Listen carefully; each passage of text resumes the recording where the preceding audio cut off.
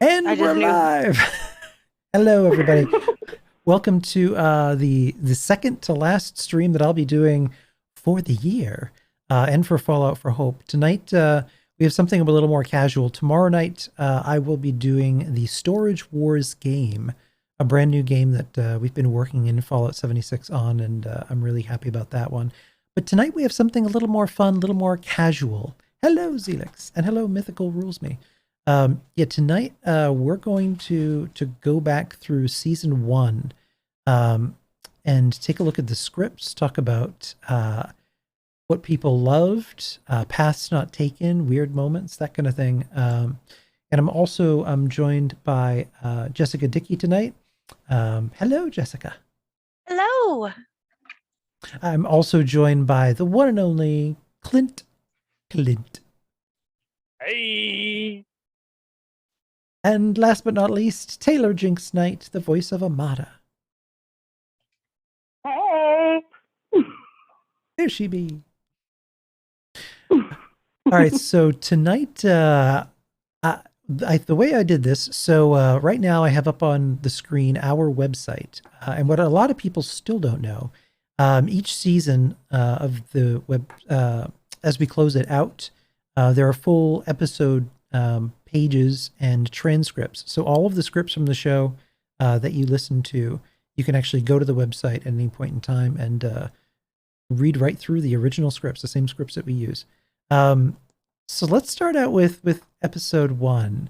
So this was where it all began.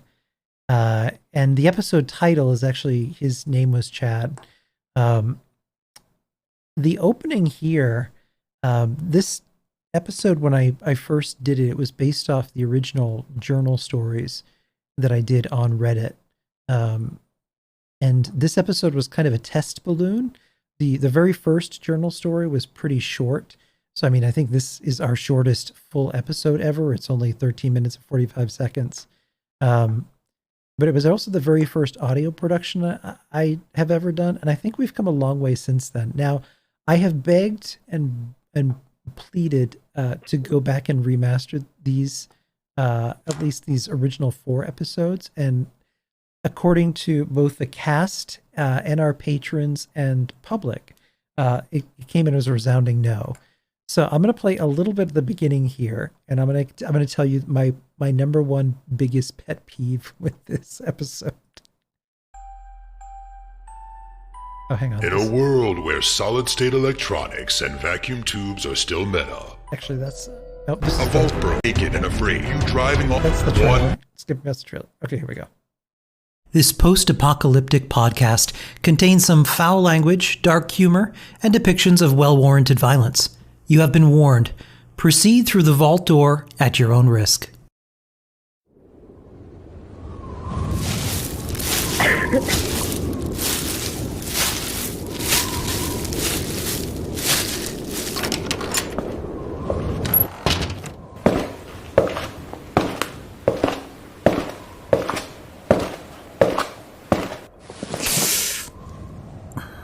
Well, that's never gonna heal.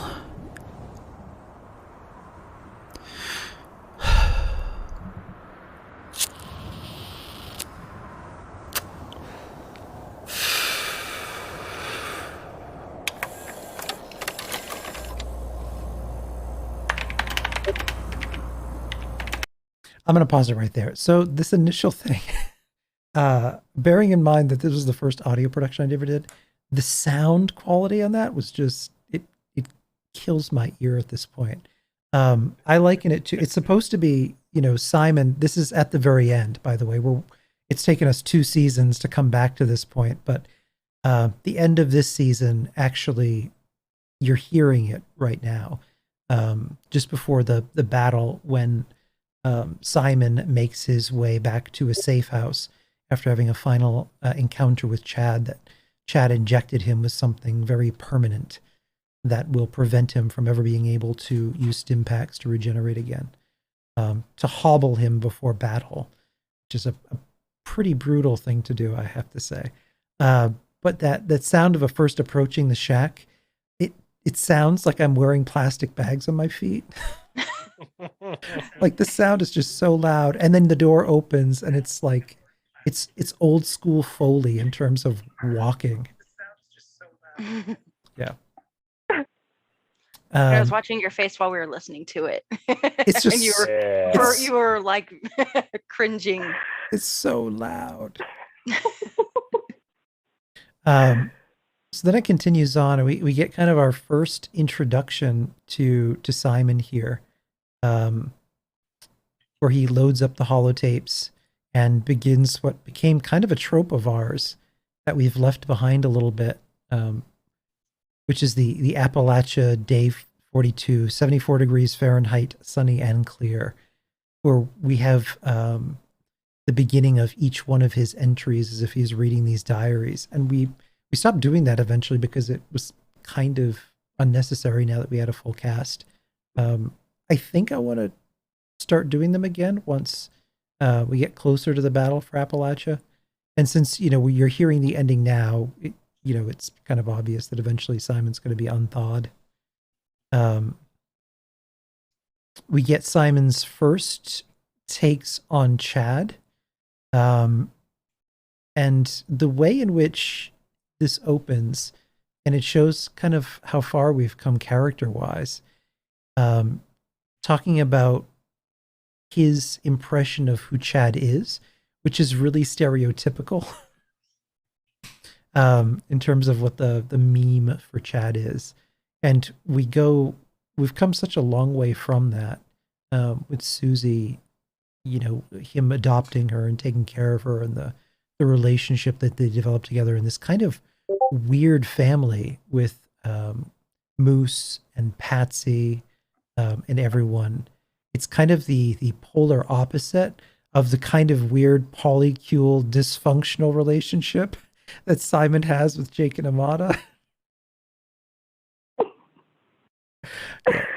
Yeah, Chad's gang is a little more wholesome. It's weird how that turned right around. Yeah. It's and I didn't intend so the trope of you slowly liking Chad was really intentional, but only after episode 4, when I saw the feedback that we got from people in terms of the dynamic between Chad and Susie became oddly wholesome. So I decided to flip things and make Simon the villain, which I think is the biggest shift from what the original journal stories were, which the journal stories played out with Simon the hero and Chad being the villain. As we got towards the end of those original stories, and we've departed so wildly from that, with Simon now being a really obviously false protagonist. And still to this day, a lot of people will comment or write in like, I find myself liking Chad, and I don't know why. We played such a long and subtle game with that, I think, that you get just these little wholesome moments bit by bit, and then you start to like him, when in the beginning you just can't stand him. Well, and especially when it comes to that Chad arc, because season 1, he is way more of, the douchebag, the classic Chad that we all know. And then like you just grow with that arc, and you're just like, Chad's the good guy. This Simon character now, I don't care for him. Yeah, It you was very like one much of the get to biggest growth. plot twists. Yes, get to grow with Chad almost. Grow up with him, and as he's growing up. And that's exactly what it is. Like, if you picture everything that happens inside the vault, it's all very insular. It's a siloed community. They're kind of coddled. They're told they're the best and brightest. So it's like they're in school. The overseer is very much a teacher, mom kind of figure. And then all of the way in which they act and interact, and the kind of stunts that they pull, all of that is very juvenile, which makes sense. I mean, they grew up in the vault, and now they're kind of off on their own. It's like, okay, you've graduated now, fuck off, good luck.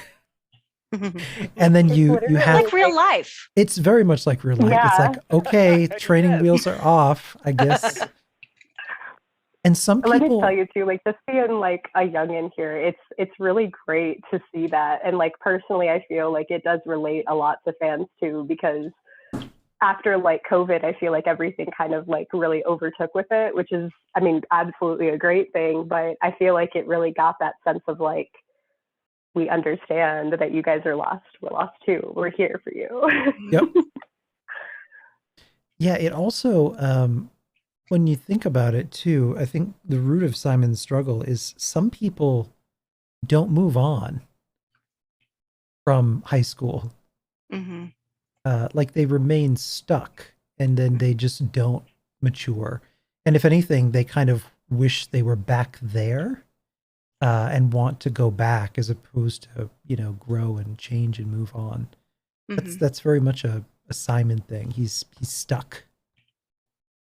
It's definitely one of those, like when people say like you peaked in high school. Well, like not even in a peak way, like your emotion grew to this one standpoint and it planes from there. It doesn't keep growing, nor does it take a crash. You're stuck in that abyss of high school and immaturity.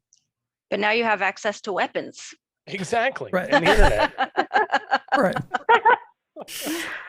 Batman's for days, hey. Which makes sense when you take a look at the numbers, that in Fallout 76, we've dropped something like 800,000 nukes on Appalachia, which from a lore standpoint probably doesn't make a hell of a lot of sense, but we're all just living in the atoms.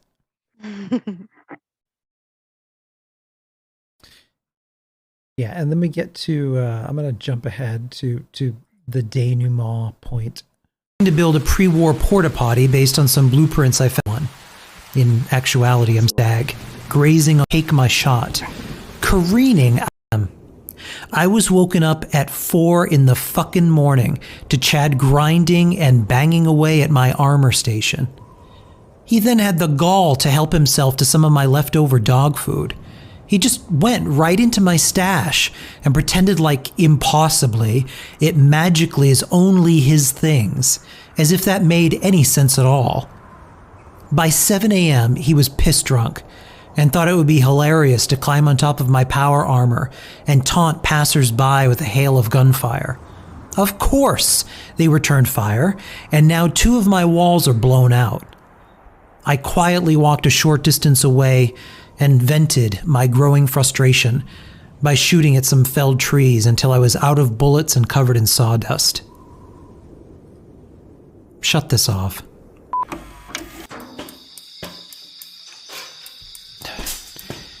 Appalachia, day 45. What the fuck time is it?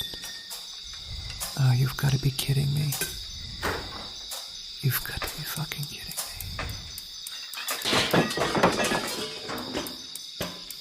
That's enough.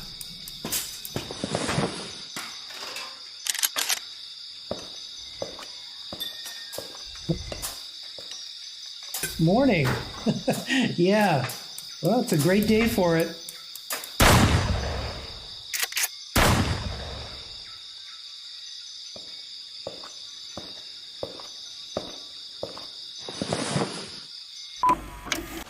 I shot Chad in the face today. Beautiful weather. Outlook is promising.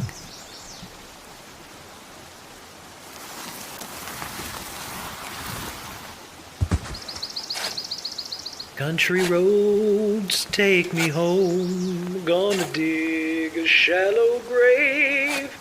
West Virginia County.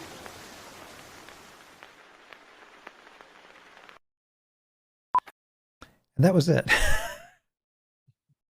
Yeah, when I remember when back during year 1, there was so much meta stuff that we injected in there that when you think about building a home in the wasteland, people were treating it like as if it was their house. So people were getting pretty pissed off and going on Reddit saying like, I wish people would stop coming in the house and using my stuff, and they're on my Right. workbenches, and You lock your doors. I lock my doors. These fucking people busted in my house. It's like, all right. Or if you use the brick walls with the wider window panes, you can actually just jump through those. And Right. people are like, these fucking people in my house. I wish they'd stop using my shit. I like the people who like put their workbenches on the lower level, but then they like lock the door to the upper level, like where the living quarters are. Yeah. Or they hide their stuff inside like closed off walls so you can't even. Yeah. I guess I never understood that whole part of it. Like, it's not hurting you or anybody else for them to use your workstation or your bed or anything. Like, sure, okay, the bed, like even video game, it's like, okay, that's creepy, that's mine, but like the armor station or like why can't they use it? You're not there. You won't. Do you know how many people use your stations while you're not there? You never really know. So many people left the toilet seat up. So many people. Who I know who hasn't walked away at some point, to get a drink or go to the restroom, and then come back and just some random stranger is just teabagging you teabagging you while you're sleeping. Right? That's just I part of did the. a lot of that with the Mr. Fuzzy rides and stuff. Like those are great for that. I'm Yeah. sorry. Maybe it's terrible, but oh my gosh. Yeah. But I think, like you said, Ken, it's almost like people are treating it like it's their own home. So it's Mhm. that wish for some kind of privacy, maybe, even in the virtual world. Yeah, so that was episode 1. Episode 1 was pretty short. So then we get to episode 2, and episode 2 was still very much scripted exactly as you heard. So I'm still using the Reddit stories that I wrote at this point. So this one opens kind of where we left off. So we go back. It's still, Simon singing about shooting him in the face. He resumes recording and then expands on that. And then this right here is when our entire arc got introduced. But here in this place, the dead don't stay dead, do they? I didn't know it then, but giving in and killing that son of a bitch was the start of a long line of mistakes. Internal bleeding, whatever he did to me, Stimpaks no longer work, but I'll have the last laugh. I remember when. And then we're introduced to the insult bot that literally delivered a box of dicks. I remember that. Yeah. And I really liked the insult bot's jingles. They reminded me of, there's that hilarious point in the movie Clue that parodies the 1950s and 60s singing telegrams. So they would they would come over to your house and sing like this cheesy little jingle and then give you your message. I'm a singing telegram. Perfect. Yeah, so we had the insult bot come in. And then it goes right into the story and picks up where we left off. And at this point, it's when Simon realizes for the very first time, 46 days in, that death doesn't work out here. Thinking that Chad had died and did not, in fact, die. So he just finds this shallow grave and starts completely panicking about it. Thank you for the follow, Captain Laserbeam. And also, giveaways are still going on, by the way. Exclamation point giveaway. We've got a whole host of giveaway items that we're doing. Everything from a exceptionally rare, only created by the Xbox and Bethesda Softworks marketing departments for the Philadelphia 76ers. We have an Xbox One that was developed for that team specifically. Wow. So it's kind of the ultimate giveaway that's been gifted to us. That is one of the giveaways, as well as a lovely gaming chair, Elgato Steam Decks. We got a whole bunch of stuff that we're giving away. And if you can, and if you have not yet, every little bit counts for St. Jude. We're currently at where are we?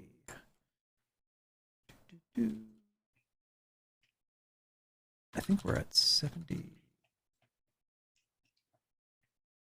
Yeah, congratulations, Clint, on reaching and surpassing your goal. Yes, so good, Yeah. Clint. Good for you. That's Multiple times. 71,272 is where we're at. That's amazing. Nice. Yeah.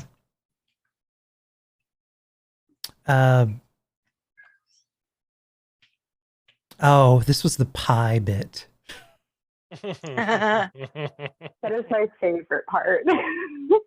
So not only does Simon find a shallow grave, but in just trying to get a piece of pie, because he's starving, out of this machine, and it kind of mimics again the meta experience of us trying to get a perfectly preserved pie out of the machine. I tried my entire playthrough of Fallout 4 and never once got it. And in 76, I think I've only got it twice. And as he's grinding away for it, he's slowly losing his mind until he just dies. And then we got our first breakaways just after Simon's heart stops beating. Then we get this cheery 1950s music busting in, and the perfectly preserved pie commercial, which to date is still a fan favorite. And anytime we get a chance to do those commercials, I love doing them. This post blown out wall on. It's fun. It almost Are you- get another voice in there for a little bit. Kitchen, Jim. That's Yeah. different I from the wonder cast. will- It's a really beautiful way to break up an episode, put like a little intermission in. It is, especially when there's something serious going on. Mhm. I'm going to play a little bit of the pie commercial here. I was Honey, about to say the I'm pie home. commercials. I'm in the kitchen, Jim. Oh, man. Say, Pie what's commercials that are always amazing fun. aroma? I'm gonna roll on the Why, floor and it's die. my plump and delicious pie. Ooh, gee whiz, Susan, that's one moist-looking pie. But what's the occasion? Well, Jim, lately I've noticed you sneaking next door every time Miss Robbins takes her pie out. But Susan, A man should eat pie in his own home, served up piping hot. Here, try this. oh heavenly days, McGee. Look at all those plump and flaky layers. What's your secret? A lady never talks about her pie, Jim. Just try a bite. Oh, a mouthful of taste. Incredible. Just perfect. Just one juicy bite, and even the neighbors won't stop eating my pie. Wait till the fellas down at the office hear about this. I have enough pie for all of them, Jim. Invite them over tomorrow evening. I'll make sure you land that big promotion. Oh, Susan, Yes, Jim. your pie is perfect. Yes, I know. And ladies, between you and me, the secret is all in the box. Ask your grocer for new perfectly preserved pie mix from Whamco. There is nothing funnier to me than the kind of so polished and pristine, cheeky 1950s Americana, the innocence presented of that era, injecting some sexual innuendo into it. I think that is just hilarious. Mhm. Definitely why it's a fan favorite, in my opinion, especially because the pie, perfectly preserved pie, is a recurring joke in mine and my husband's relationship, where Wait, in what? every no, let me explain, because this is a very hot button issue. So It's a hot button the issue. pie- Okay. so, yes, it's a hot button issue. So every single Fallout, because that's kind of like Fallout, Skyrim, it's our thing, like we're Bethesda heads, and every single Fallout, this man gets the pie every time. Like, I promise you, it's every single time. And it's so funny because I am, reiterating Simon, losing my mind trying to get it. I've gotten it, like you said earlier, I've gotten it twice during Fallout 76. Never got it in 4. And I'm sitting here and like every single time we're at like the purveyor or something, he's like, oh, try it twice, you'll get it. He goes up and tries it like after I try it like 68 times. And he's like, oh, look at me, I got it first try. And I'm like, what? Yeah. So Yeah, definitely. Like the the pie commercial itself was just great. It was phenomenal. It's absolutely one of my favorites, and it just makes it that much better because of that personal, aspect.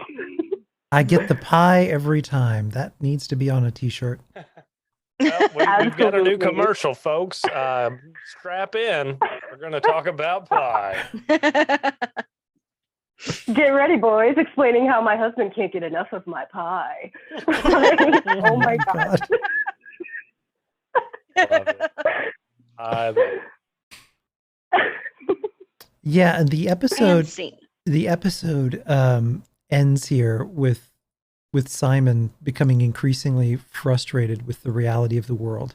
So not only does he starve to death and die, but comes back. He ends up being killed by fellow vault dwellers and respawned back at the vault. So in these early days, it became a recurring joke that no matter how far Simon got into the world, he would always end up back where he started. Until he finally does agree that he's going to become Death, the Destroyer of Worlds, and turn Appalachia to glass. Very dramatic. Yes. So that was our episode 2. Episode kind of 3. So we had a 4th of July special that we injected in there. I'd written the episodes ahead. So by this point, I knew that by episode 4, I wanted to bring in a full cast. So that's when I put out the casting announcements. And while we were working on episode 4, and I had episode 3 written, I wanted to do a 4th of July episode that would be kind of a soft launch of having a full ensemble cast. So this one saw what would have been 4th of July as celebrated in the vault. And it had all of the classic tropes, the food eating contests. It had a parade with Shriners driving around on little cars. And of course, there's an accident and explosion in the vault. It's just a fun, cutesy episode. A lot of times people like to listen to holiday or watch holiday episodes of shows when the holiday comes around. And I think this is the most over-the-top patriotic one we ever did. All I'm saying is I totally could have beat Marianne at that hot dog eating contest, okay? That was not fair. I mean, if not for the mutation giving her the snake-like ability Right. to dislocate her jaw. Well, they told me to take Radaway first, not after, okay? Yes, but did you have your class freak and what's the other one called? Look, Freak. I'm a big enough class freak for everybody. I don't need some card telling me I am.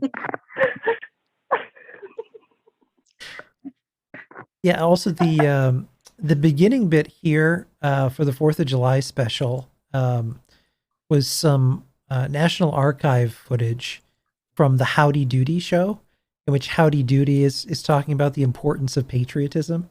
And then, of course, it cuts straight to a nuclear blast before the episode begins. The irony. Yeah, we're introduced to Simmons and Hugo setting up WV76 AM, the radio station that was inside the vault that we came back to a few times. That was in that last year that they were in the vault, kind of a project to have a student dweller run radio station. Hey, Unique Carnage. Yeah, and this is the first time that we really meet Jake and Mr. Foster. Hugo talking about the 4th of July festivities.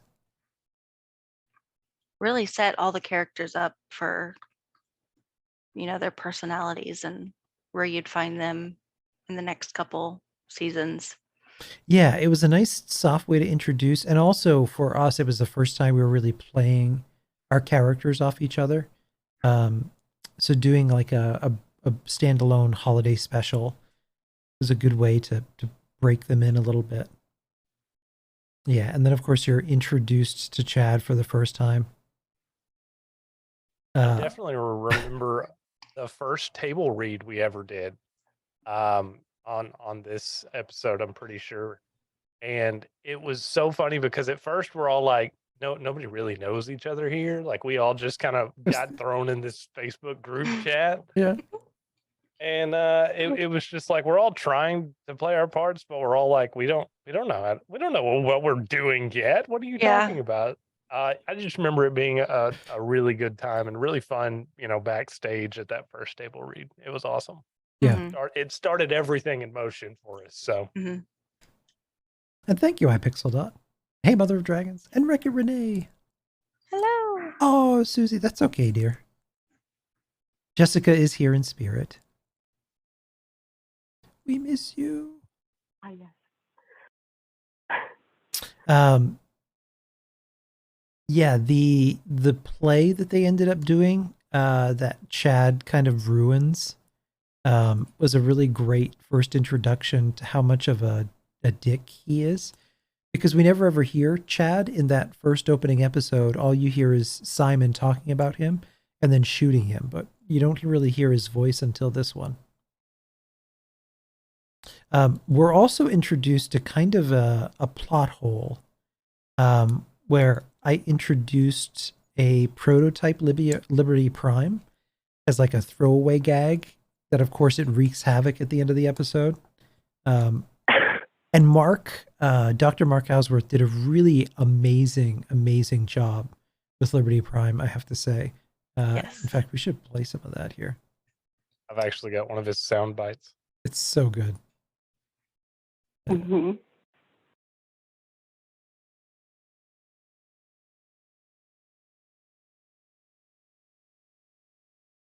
Go on, play. Hey.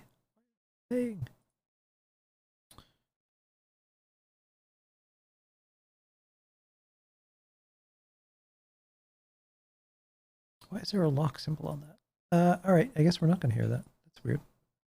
For some reason it's locked. I'll figure that out. You violated copyright infringement.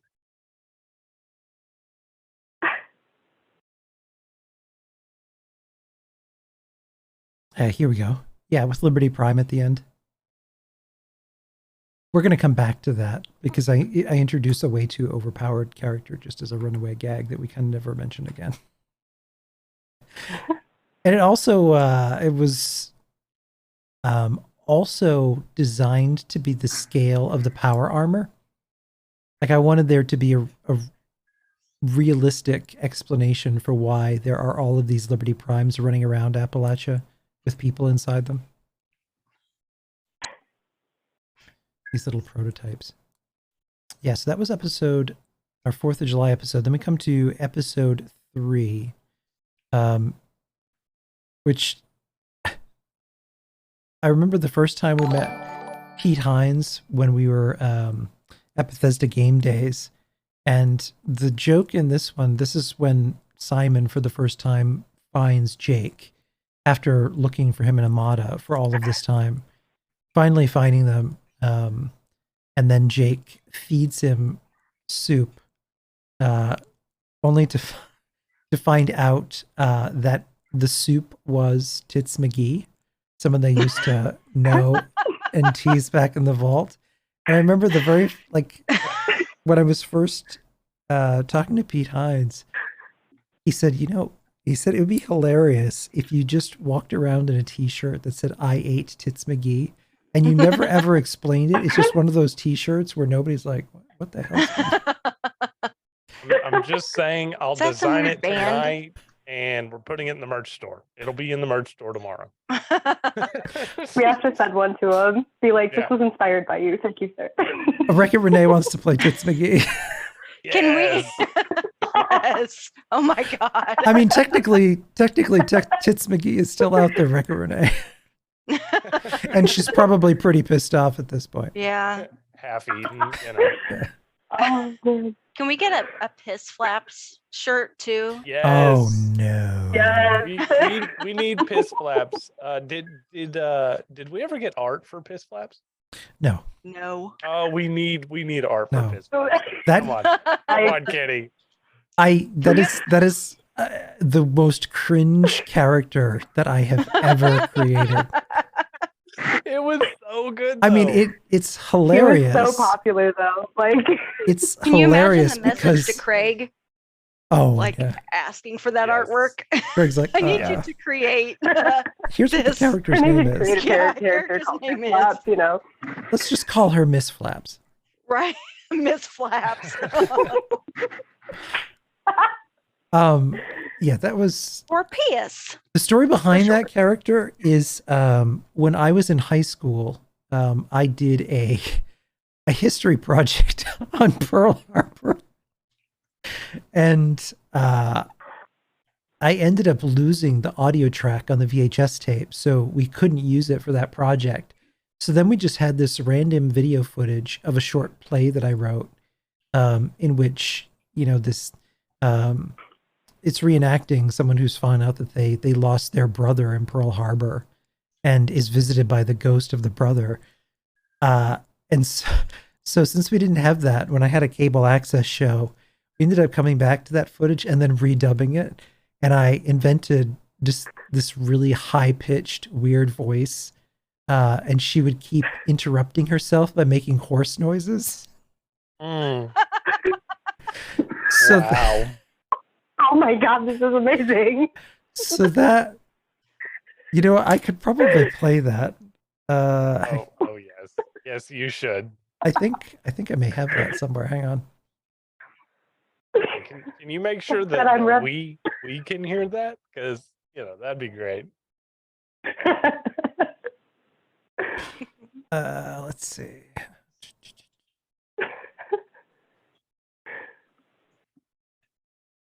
At the time, it was just about the funniest thing ever.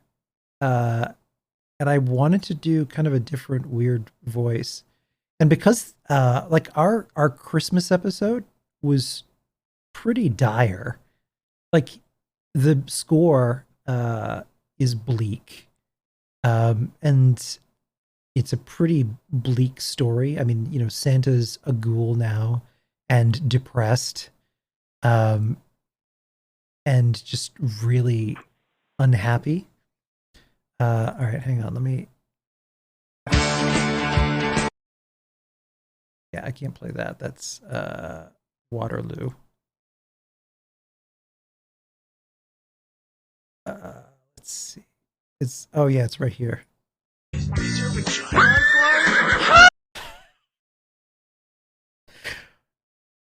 All right. All right, hang on. Let me loop this in here. And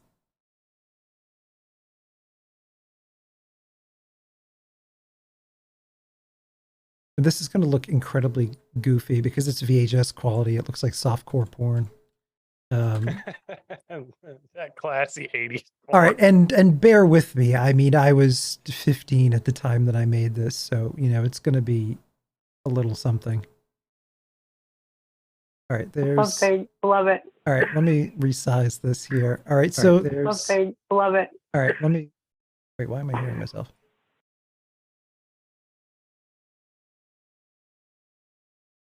And if you're listening to this, I'll hear it double. So just mute yourself for a second while you listen to this. So this is the origin of that particular character. Robert. I think is your vagina on fire? Ha! I'm the name Plant! You may have seen me walking around town. My vagina's always hanging out of my fucking pants.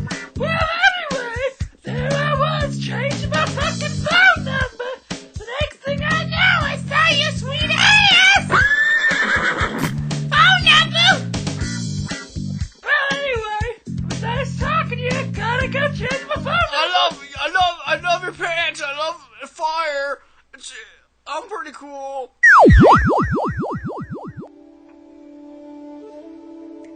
It's important to note that our cable access show is only available at 1 a.m. in the morning in northeastern Massachusetts. Oh my god. Yeah. All right, so that's yeah, pretty cringe. But that's where the voice and character came from. Perfect. It's cringe. So the character is coming back. For the you did come in. Yeah. Ray, it was 1 o'clock in the morning on cable access. Anything goes. I said, so what exactly can we get away with and do? He's like, you can do whatever you want. It's cable access. I was like, okay. You said it. Fair enough. I mean, we'd seen Wayne's World, so we all had visions of the show actually going somewhere. And I think a lot of people started cable access shows around that time. That character is coming back, but voiced by somebody else. I find it personally embarrassing. So wait, Piss Claps is coming back? She's going to have a small character role in the battle. So he sounds so thrilled about because that. the battlefield, the battle for Appalachia will have every single character that we've had. Characters that fell down wells, characters that we've never heard again. I've had a way to bring them back in a sense. Nice. Yeah. I like it. I'm excited. I'm super excited. So episode 3, so Chem's Camping and Chemicals Oh My has 2 really fun moments. It's Simon deciding to camp out on Deathclaw Island, and that going about as well as you'd expect. And finally, for the first time, meeting Jake, but also realizing that everybody out here has adopted weird names. I've been venturing north on Jake, or General Penis with a 1 in it. Stumbled upon something amazing: the ruins of the old Tyler County dirt track.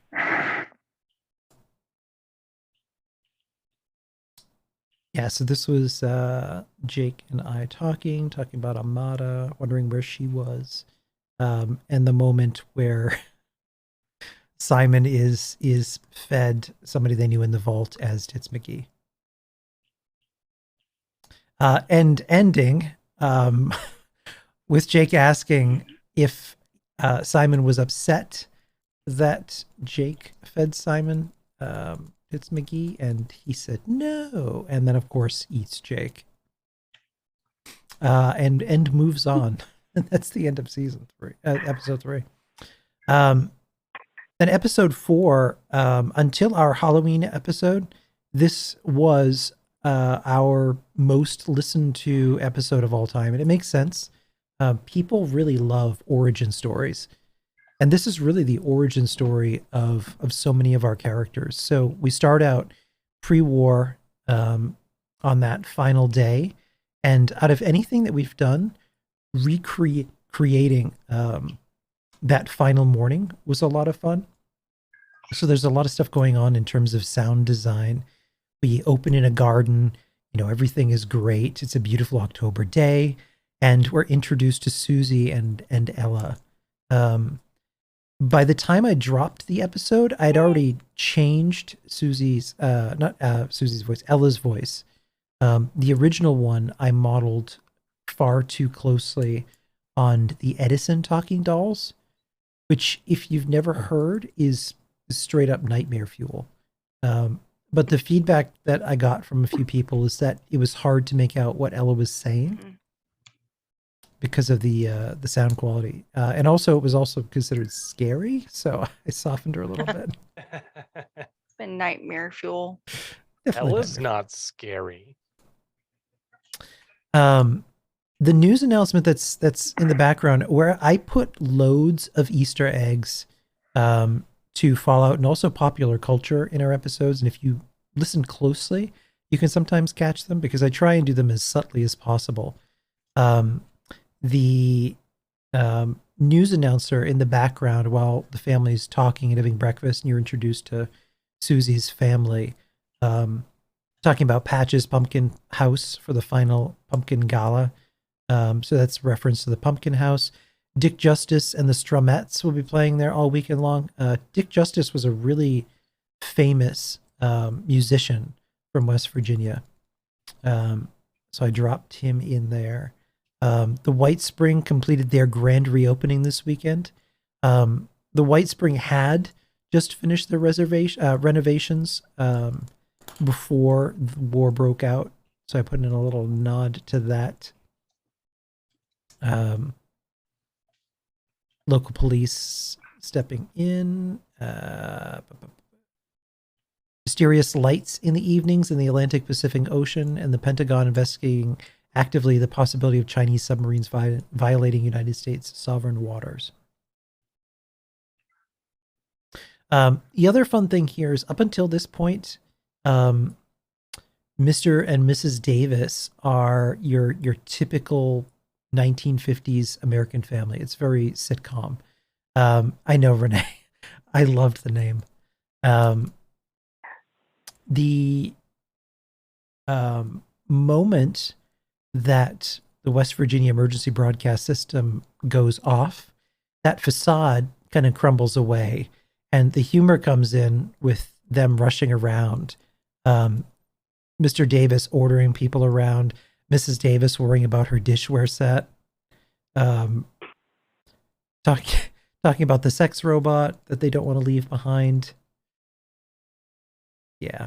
Mr. Davis getting into a verbal argument with a neighbor about his cheating wife at the Flatwoods Motel.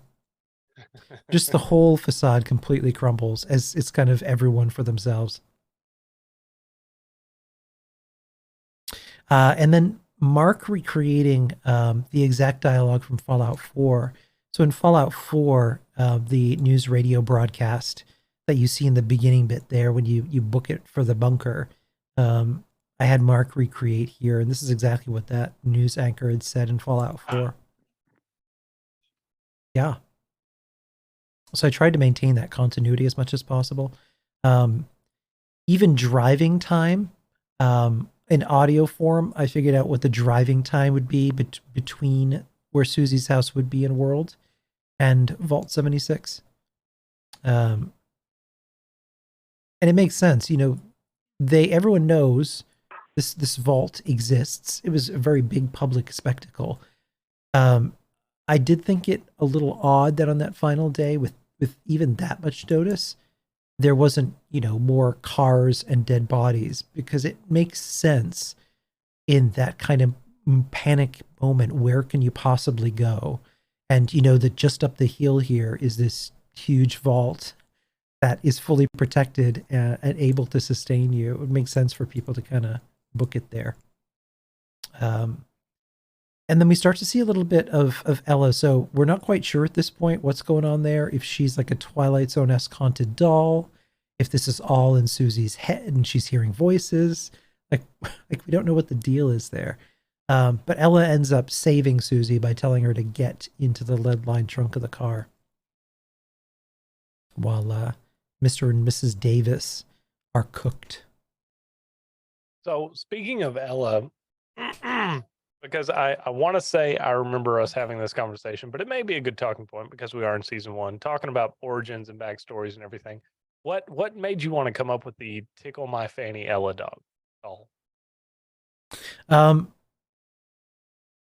was trying to think of what the equivalent to the insanity of like the 80s and 90s Christmas capitalism, the obsession over every year in the 80s and 90s, there was a specifically hyped toy, to the point that people would go absolutely insane to try and get it for their kid. That's the whole point to Jingle All the Way with Arnold Schwarzenegger. It plays off that period in time where there would be a popular toy that would come out in limited number. You would have to go to the store and like be ready to do it and like bring your fists, and it would get ugly. Like there's the Black Friday stuff that you see on TV of people getting into fistfights was all very real here, with people freaking out over these. So she's kind of a mix between an old school Edison talking doll and the insanity over the Tickle Me Elmo a doll back in the day. First child of Christmas and capitalism put into a doll.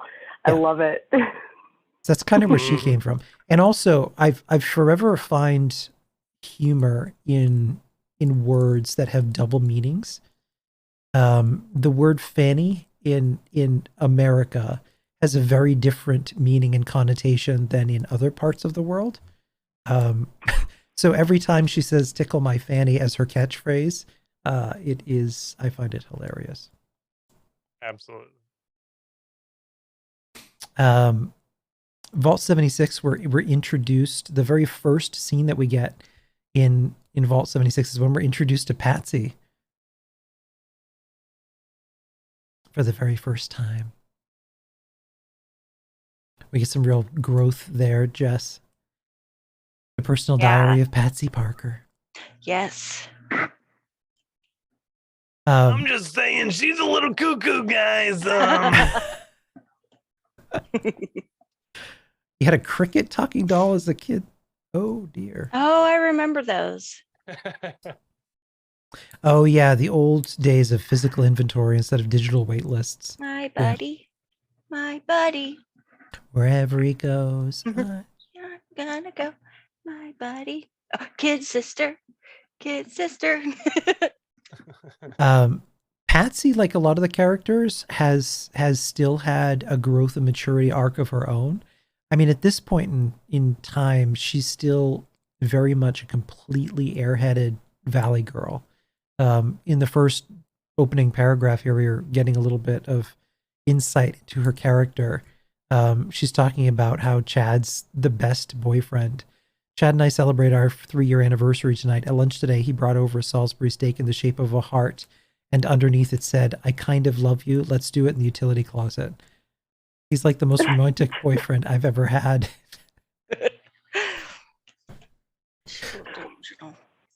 Like, he literally serves her meat, and he said, "Let's go." Let's go do it.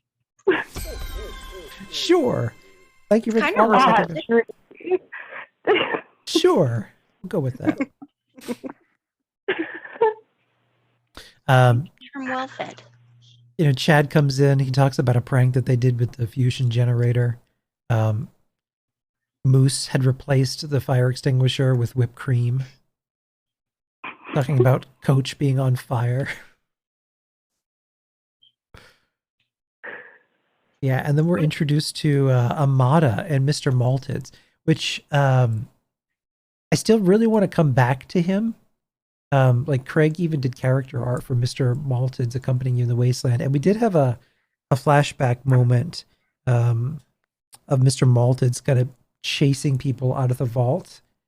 Some of the robots, when you think about it, that are programmed for specific tasks, kind of like the Miss Nanny bots, their programming gets broken when their function ceases to exist. Like, his entire role is just to make Malteds. But with nobody left in the vault, it's kind of like, what exactly does he do with himself? Well, he just ends up going crazy.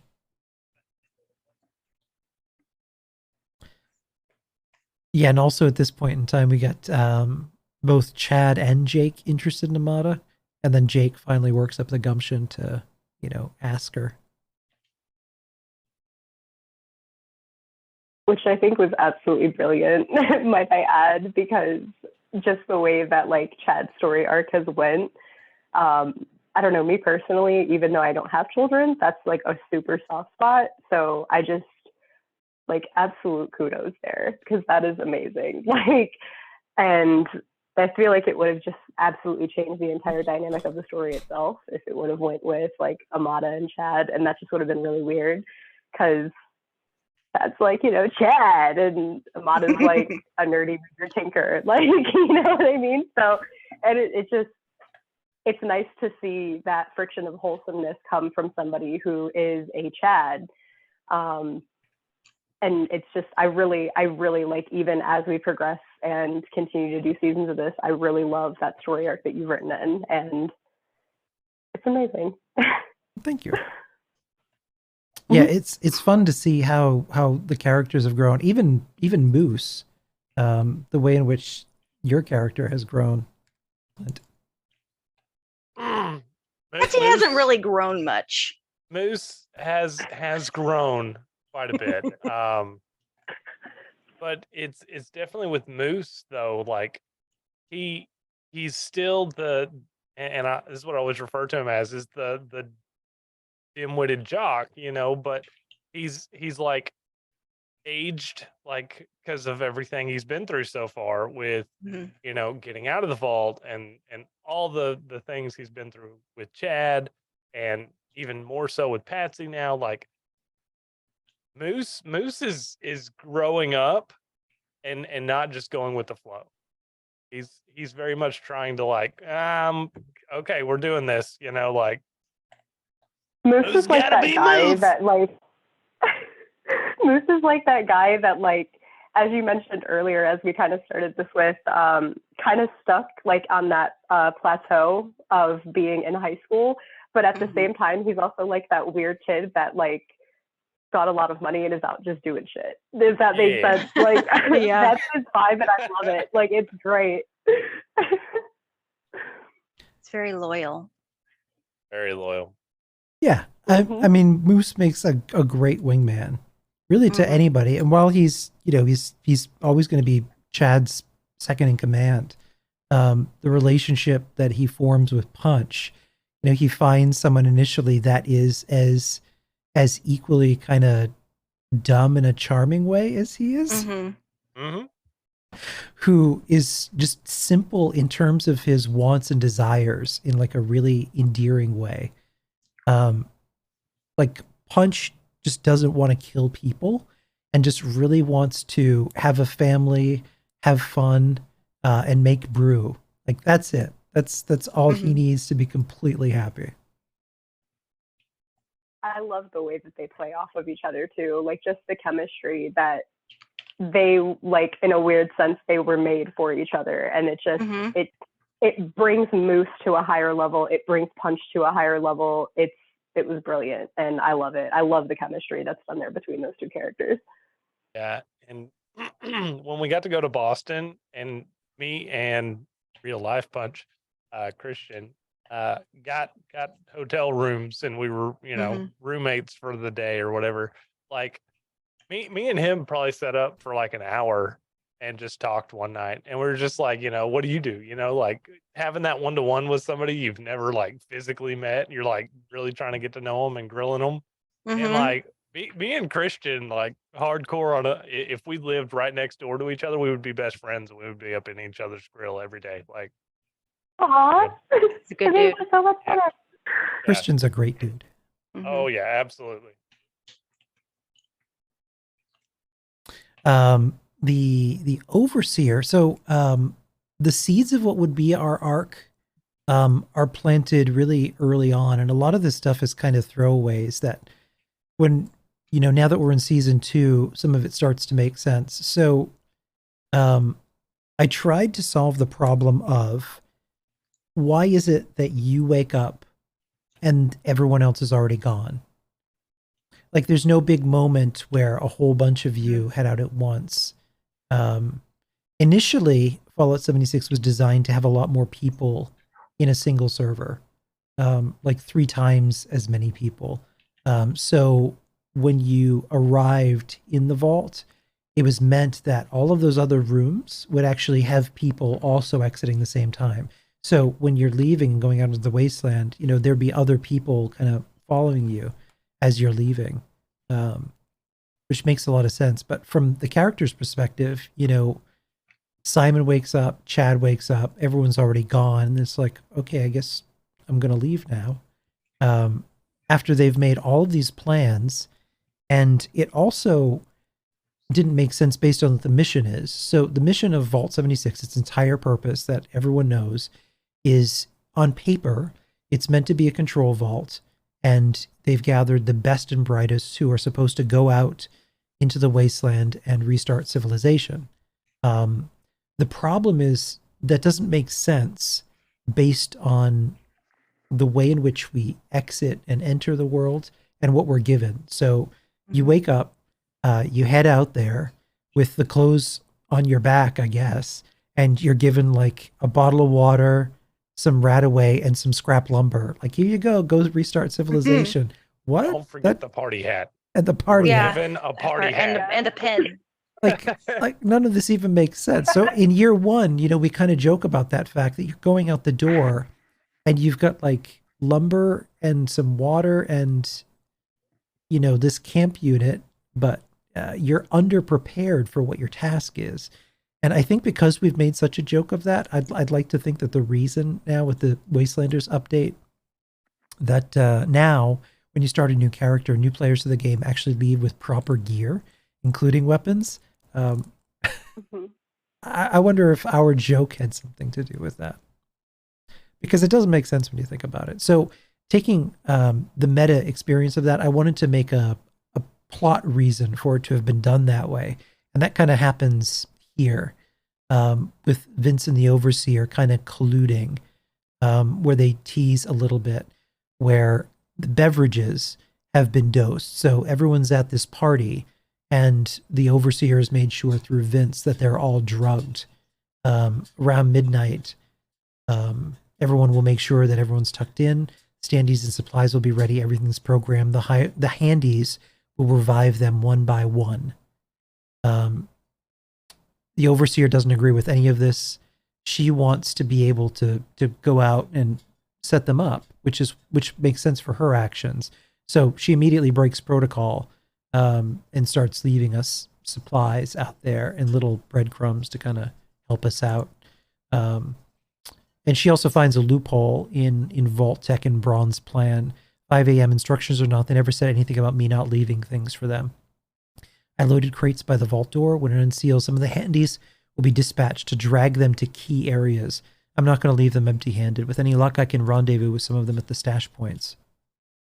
And then here, we're introduced to a big bad that's been in the shadows that you haven't met yet, and you will quite soon, is Stanislaus Braun.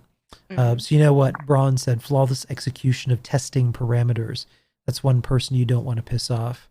The Overseer saying, Vault-Tec, he won't succeed. Besides, he's tied up with his own experiment, meaning the experiment that he has going on in the Capital Wasteland at this point in time. The other thing that didn't make sense was the discontinuity between the Reclamation Day date, as we know it in Fallout 76, and what the original date was supposed to be for the vault opening, which we learn later in Fallout 3 is a 5-year difference. So Vince and the Overseer ended up messing up that plan. So the vault originally unseals. The Overseer goes out, takes a look around, realizes, 5 years before this Reclamation Day happens, we still have all of the awful stuff happening in Appalachia. You've got Scorch Plague, you've got the Liberators, you've got everything that went wrong, and everyone dying before we exit was already in progress. So she ends up giving them a grace period by screwing up the computer system, resetting the clock, and it ends up breaking everyone's gyrometers on the Pip-Boy that it synchronized to the server back in Vault 76. So I tried to tie up some weird loose canon things in a way that would make sense for our story. It actually helped people answer some of those questions for themselves too.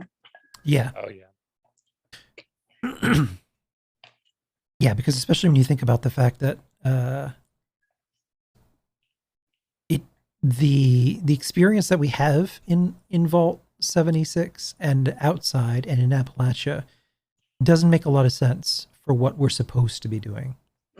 Like as far as really getting into nukes, and we dig into that in season 2, what's really going on here with the Vault-Tec experiment, learning that the vault was a false control vault. The experiment actually starts the minute they leave. Where did you get the idea for that? I think it was a bottle of port. Fair. I mean, Your honesty.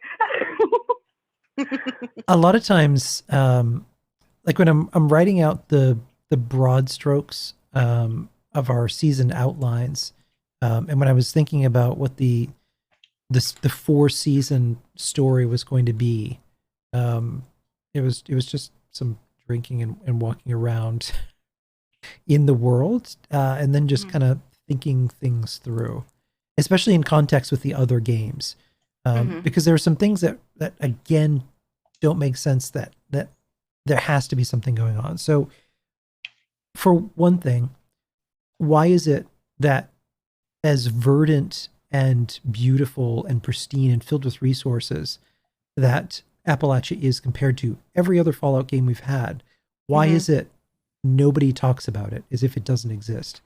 So there has to be, soon after the bombs dropped too. right. So there has to be a reason for that. Why is it that Stanislaus Braun, for as high up he was at Vault-Tec, for everything that he did between the vaults, the GEC, the camp modules, everything that he contributed to, why would he just go into his vault and go into this simulation and then we never hear of him again? So there has to be a reason for that too. The other thing is, where the fuck is Vault-Tec? Like, all of this was set up. It was all, the foundation was laid. You've got the Enclave at the oil rig. You've got the Enclave that was, still alive for a while in the White Spring Vault. You've got the Enclave up in Raven Rock and in other places.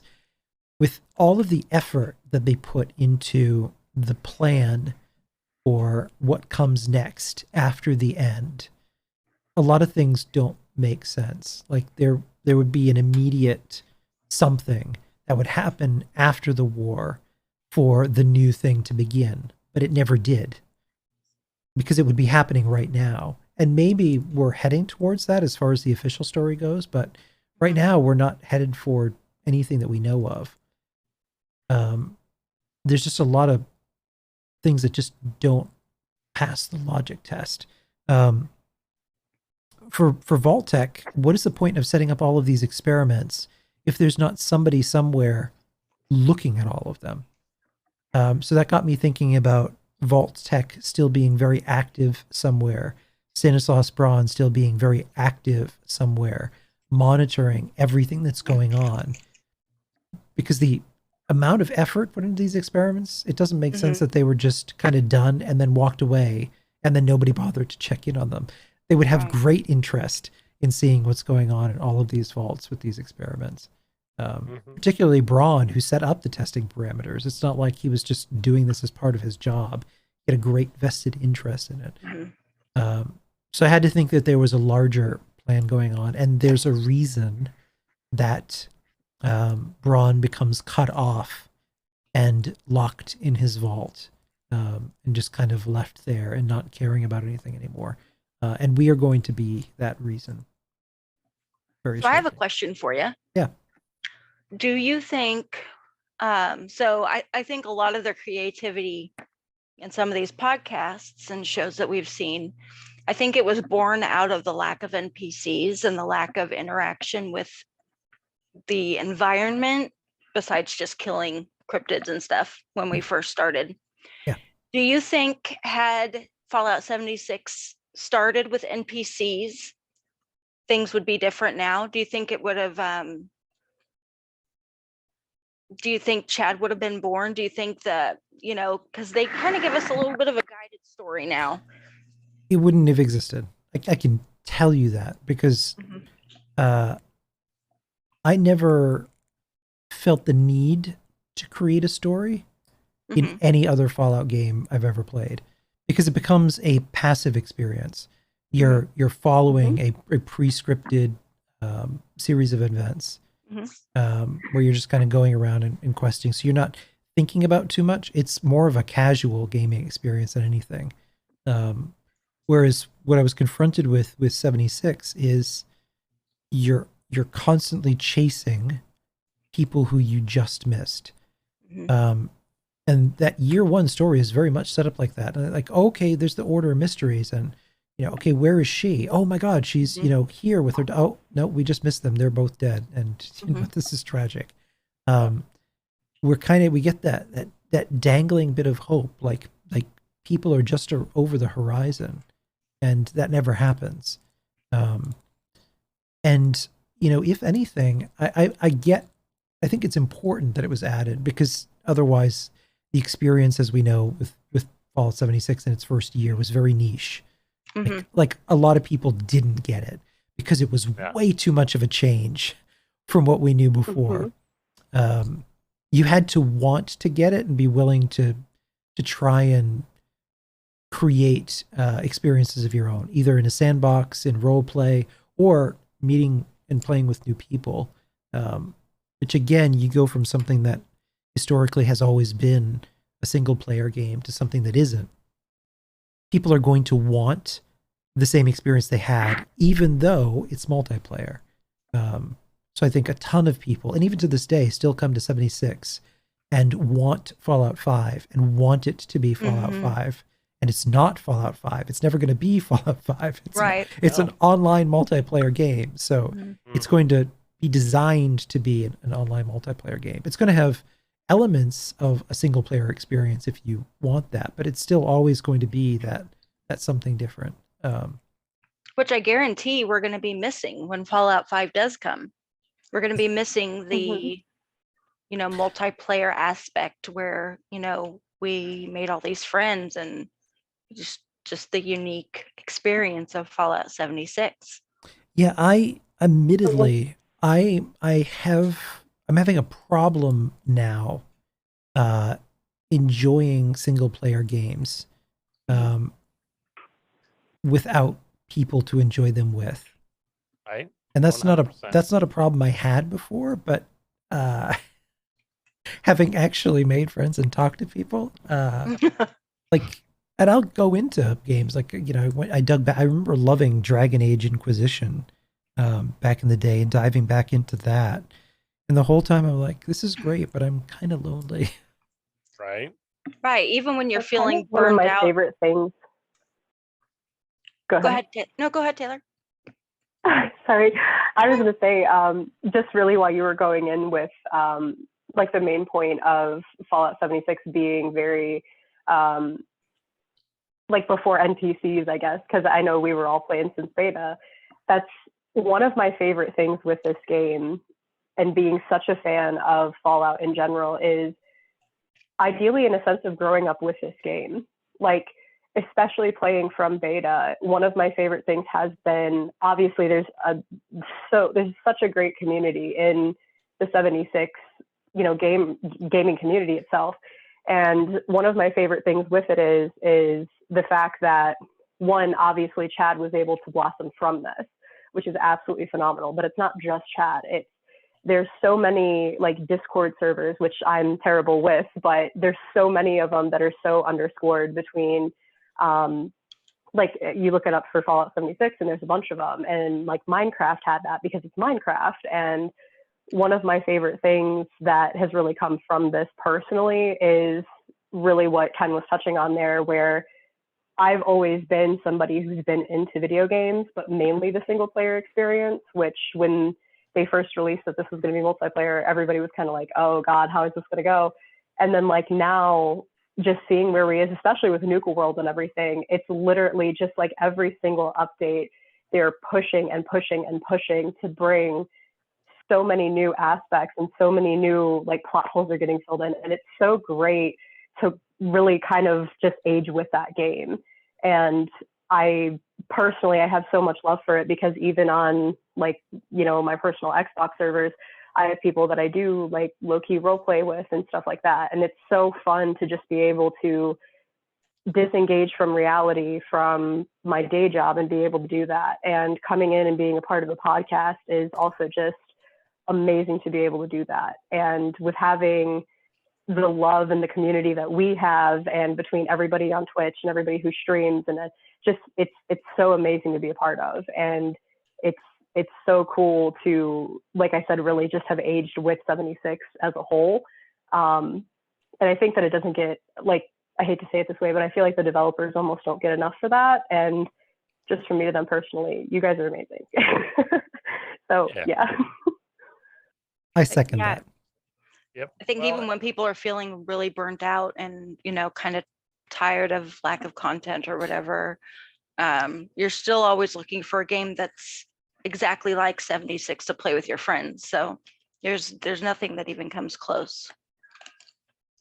Well, and I remember year one, I was interviewed because of what we had done with Chad, and what we'd done. I think we'd done Bethesda Game Days at this point. We were kind of talking about that on the interview, and my friend who was on this podcast was telling me, he was like, yeah, man, like I bought the game, I logged in, I didn't really understand it, like. I jump in and it's not like a Fallout game. There's no NPCs. Like I didn't get it. And I was like, okay, let me break it down for you, and I started telling them kind of where we're at in the game. It's, the first vault to open, it's the test vault. It's 25 years, not 200 years, and he kind of starts clicking. He's like, oh yeah. Oh, yeah, that all makes sense. Why didn't I think about it that way? And I'm like, because you're used to other Fallout games where it clearly spells it out, gives you that path to go. And I told him, I said, that's kind of how the podcast got created. They gave us a blank canvas, and people like Kenny who have that creative ingenuity just went, I can write a story on this because this is funny, and this happened, and this would be cool. That's how it worked, and it came out so beautifully because of that. I don't know, like I remember convincing so many people, like, give it a chance. For one, it's gonna get better, and for two, like, think about what is happening and how much creative space you have in your own realm in this server of Fallout that and love. You can create anything. I think, especially like with the story. Oh, I'm so sorry. One more thing. Especially with like the story arc and like how everything was like just brought to us, how you gave it like the blank canvas thing. So many people have taken that and went so far with it. I mean, look at where you are with Chad. Look at where we are, and all in these roles of it. And there's so many other opportunities out there. So like my favorite thing that Bethesda did with 76, because I mean, everybody is all excited for Fallout 5. I'm so excited for Fallout 5. I'm absolutely gonna play it 100%. But when it boils down to it, 76 personally, to me, I feel is a game that will never be necessarily something that I wouldn't want to pick up because of, one, the friends, the community, and just the creative aspect that it brought to so many other content creators, between VAs, between writers, between editors, between, podcast creators. Like, it opened up such a broad spectrum, and the level that people have taken it to is just absolutely phenomenal. Absolutely. Yeah, and it's not just us either. I mean, I think we were the first storytelling podcast. I don't know 100% for sure, but when you think of how many there are now, there are so many new podcasts that popped up, all telling Fallout 76 stories of their own, and theater groups, and the Fallout 5.0 with all of the role play groups, Enclave, Brotherhood, Mothman Cultists. There's a Pipe of Life cult. There's a werewolf. There's a werewolf group now who role plays as werewolves. Now that we have that, like, it's crazy.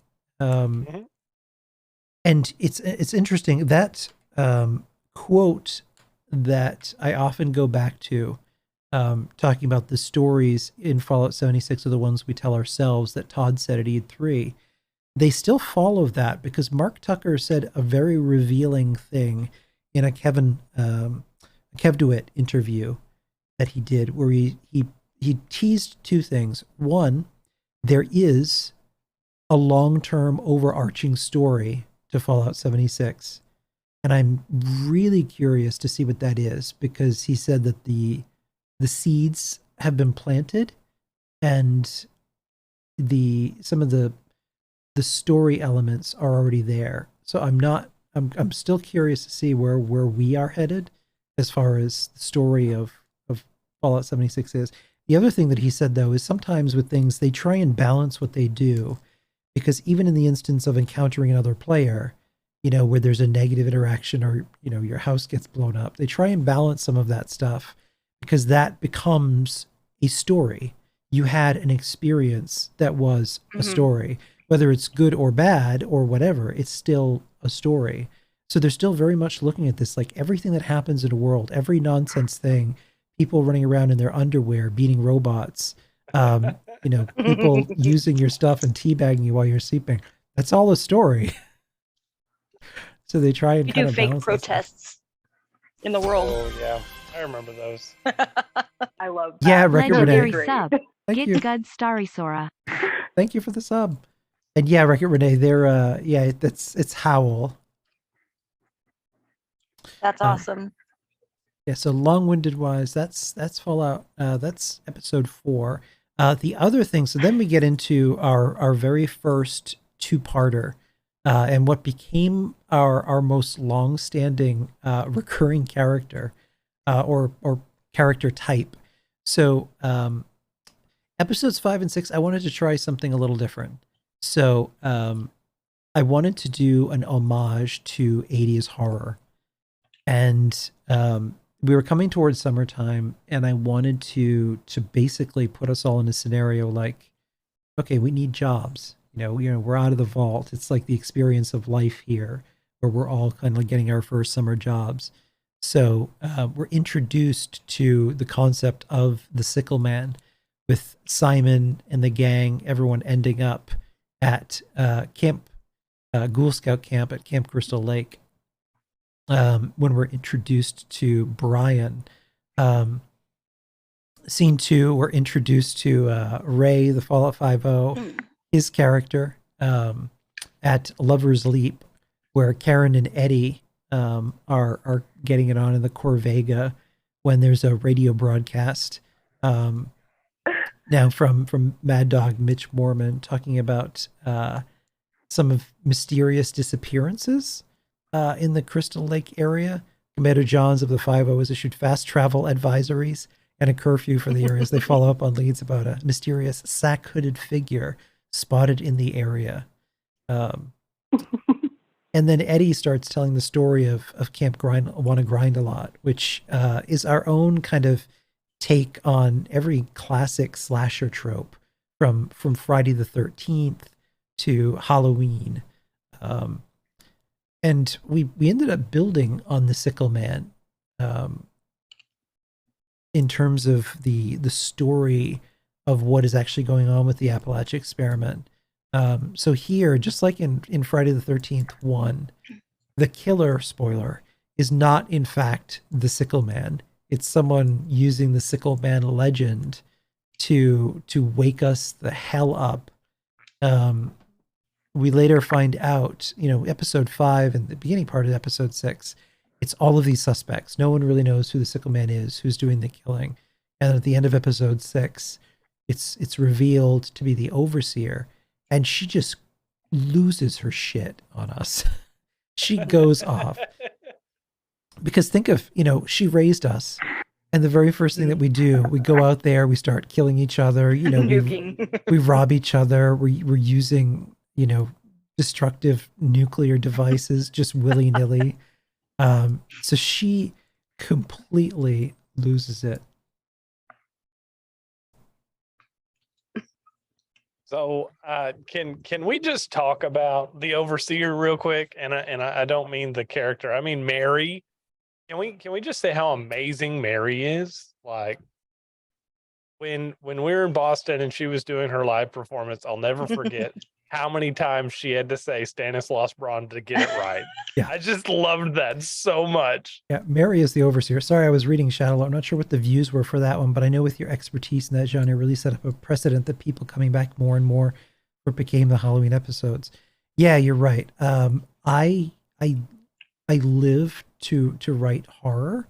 And I think that's why people really love those episodes. I feel like my inner October child gets to come out to play. And we got a little bit of that in this one with a lot of, stylistically, I changed the music, the building up the threat and tension. We had a lot of that in the script. It was something new I wanted to try. and it ended up working really good. So yeah, we're introduced to the characters of the Fallout 5.0. Chad, Susie, and Ella, off on their adventures. Chad wanting to take Susie to summer camp. So now, you're starting to see little bits and pieces of him becoming a father figure to her, where he wants her to have a better experience growing up than he did. We had another cheeky commercial, this time talking about buff tats. with such charming lines as Susan saying, "Oh, Jim, look at you go. You're throbbing and getting bigger all over." And Jim saying, "Look out, Susan, I'm almost finished." Yes, Dark Noise, buff tits. Oh, buff tits. We're introduced, Jake and Amada finally find each other. They finally find Simon for the first time, and there's that awkward first meeting at orientation, where he finally catches up to the two of them, and they were supposed to leave together, and he's had nothing but a really hard time. Mm-hmm. And Jake didn't help. No. No. It was a struggle. It was the whole struggle and a half for that poor man. Yeah, it was nice that they finally got a chance to get back together. I did the character of Butch. That was quickly killed off in the archery range. So I went with kind of a New Jersey accent there. That was the end of him. Butch was created and then killed quickly. Yep, and here we go, introduced to the character of Marianne.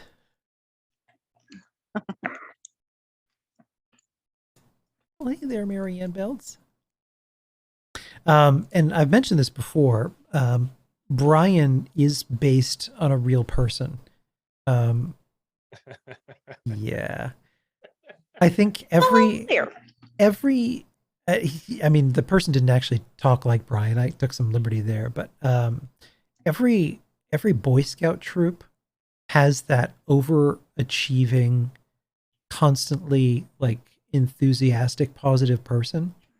That they're just so over the top and glowy and bubbly that you just really want to rain on their parade because they're just so obnoxious about it. And Brian is the perfect personification of that. He has all the merit badges. He's the ultimate dweeb. So he blends in really well with Marianne. Yep, and then we have the ukulele, which once you started playing that in the audition, Jess, that had to be part of the character. Yeah.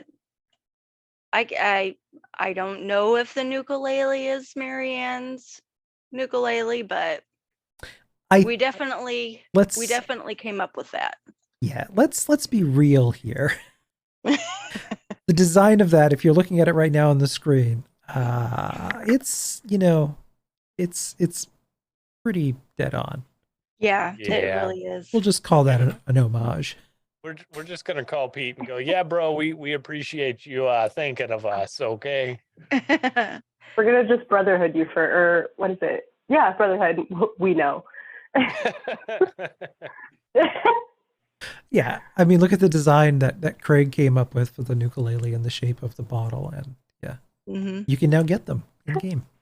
Yeah, which I did not realize that until I saw Wreck-It Renee post that. I didn't either. When Renee shared that, I was like, "Are you kidding me?" I was like, "That's the ukulele." That was the first thing I thought of because I saw her post and was like, "Yep, they copied us. Yep, this is the second time in record I can say they copied us." Inspirational. Inspiration.